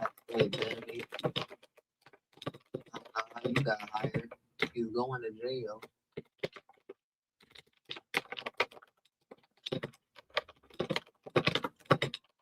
He 0 for 2 with that. It's my question, or I'm the one that asked the questions. She let the cat out the bag. Hey, Tiffany. Oh, yeah, there you go. She sure did. There it go. He was in the jail too, so now they got to deal with the fact that the jury's going to know he at least was in jail. So ain't that serious? And if you have them bring it up, you the one gonna make them harp on it.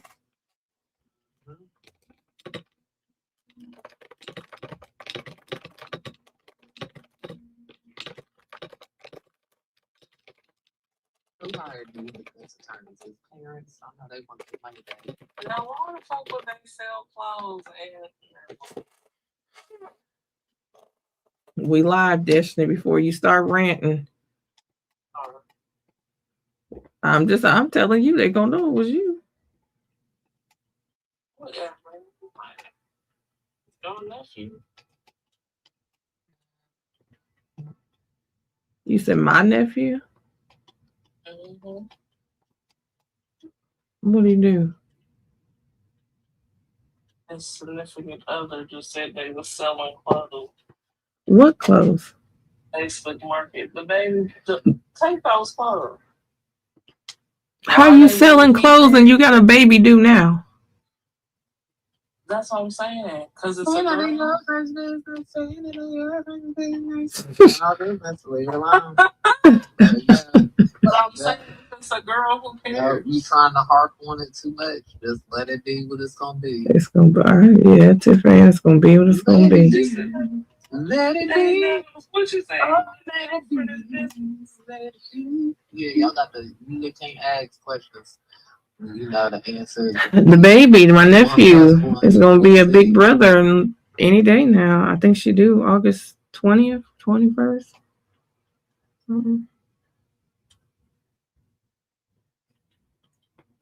All right, y'all gotta go to this one-on-one. Good luck. Have fun, child. He ain't gonna do nothing but talk to my ear. Relax. See ya later. All right. There's that.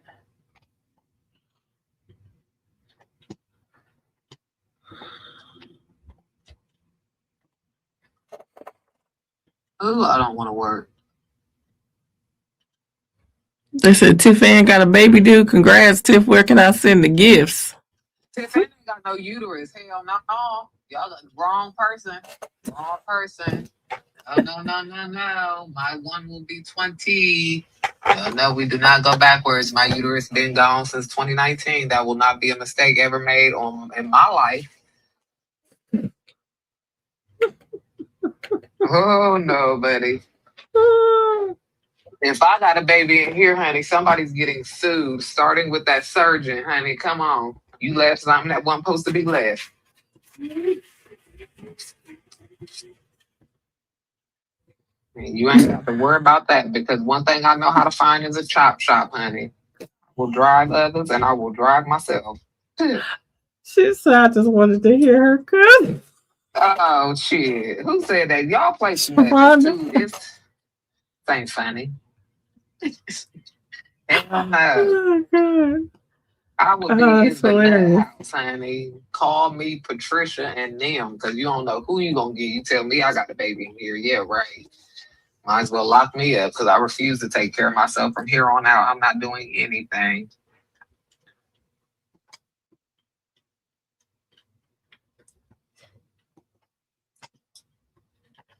That's some nonsense. At this age, I'll be 40 soon. Shit. A lot of people doing it now. Well, and that's to them and their life. Live your dreams, but I tell you what ain't finna happen. I'm sorry, but I wasn't supposed to have none. I got one. Ladies and gentlemen, I think we're going to go ahead and take our lunch recess. We've got more with this witness on the stand, so we'll continue with Ms. McCauley on the stand when we come back for lunch. Same instructions, don't have any conversations with anyone, don't seek out any information, leave your notes with the bailiff. It is 12 o'clock. If you would be back at 1:15, and we'll try and get started as early as we can this afternoon. All right.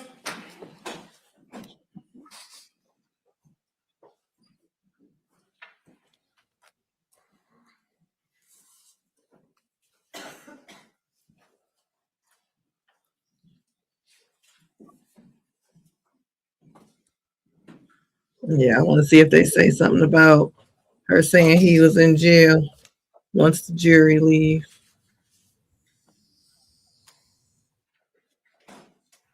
Okay.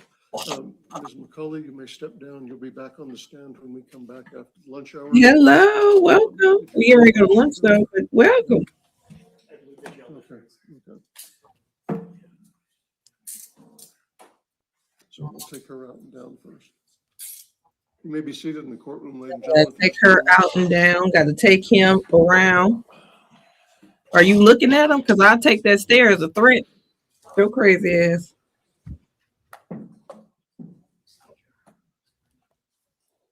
Honey, he'd have been mad at me because I'd have been on that stand answering every question. At least I could call my mama. She don't know Talked it. to my mama yesterday. Oh, see. All the pieces need to come together at the same time for me because They did say, hey, don't put them in the same room. She might do him bad if they put her in the same room with him, though. Now that she didn't realize what you got to lose? But I mean, she done figured out that ghost ain't real. He ain't real. Counsel, about an hour for lunch. If you'll be back at 1:15, we'll start. Before we bring the jury in, see if there's anything else on the last set of questions and response, and then we'll continue with Ms. McCauley's cross. All right, we're in recess and off the record.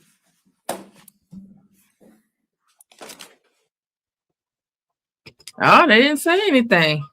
All right, guys, we will be back. They are saying 1:15 p.m. That's Mountain Time. It's 11:05 for me. So, wait, did we pause it all? So 12:15 here on Pacific Standard Time, 3:15 East Coast Time. We will be back. I'll go ahead and get the link up in just a few minutes.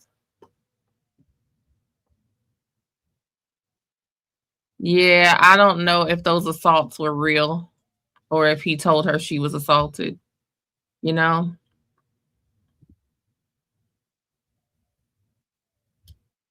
You know, Hannah.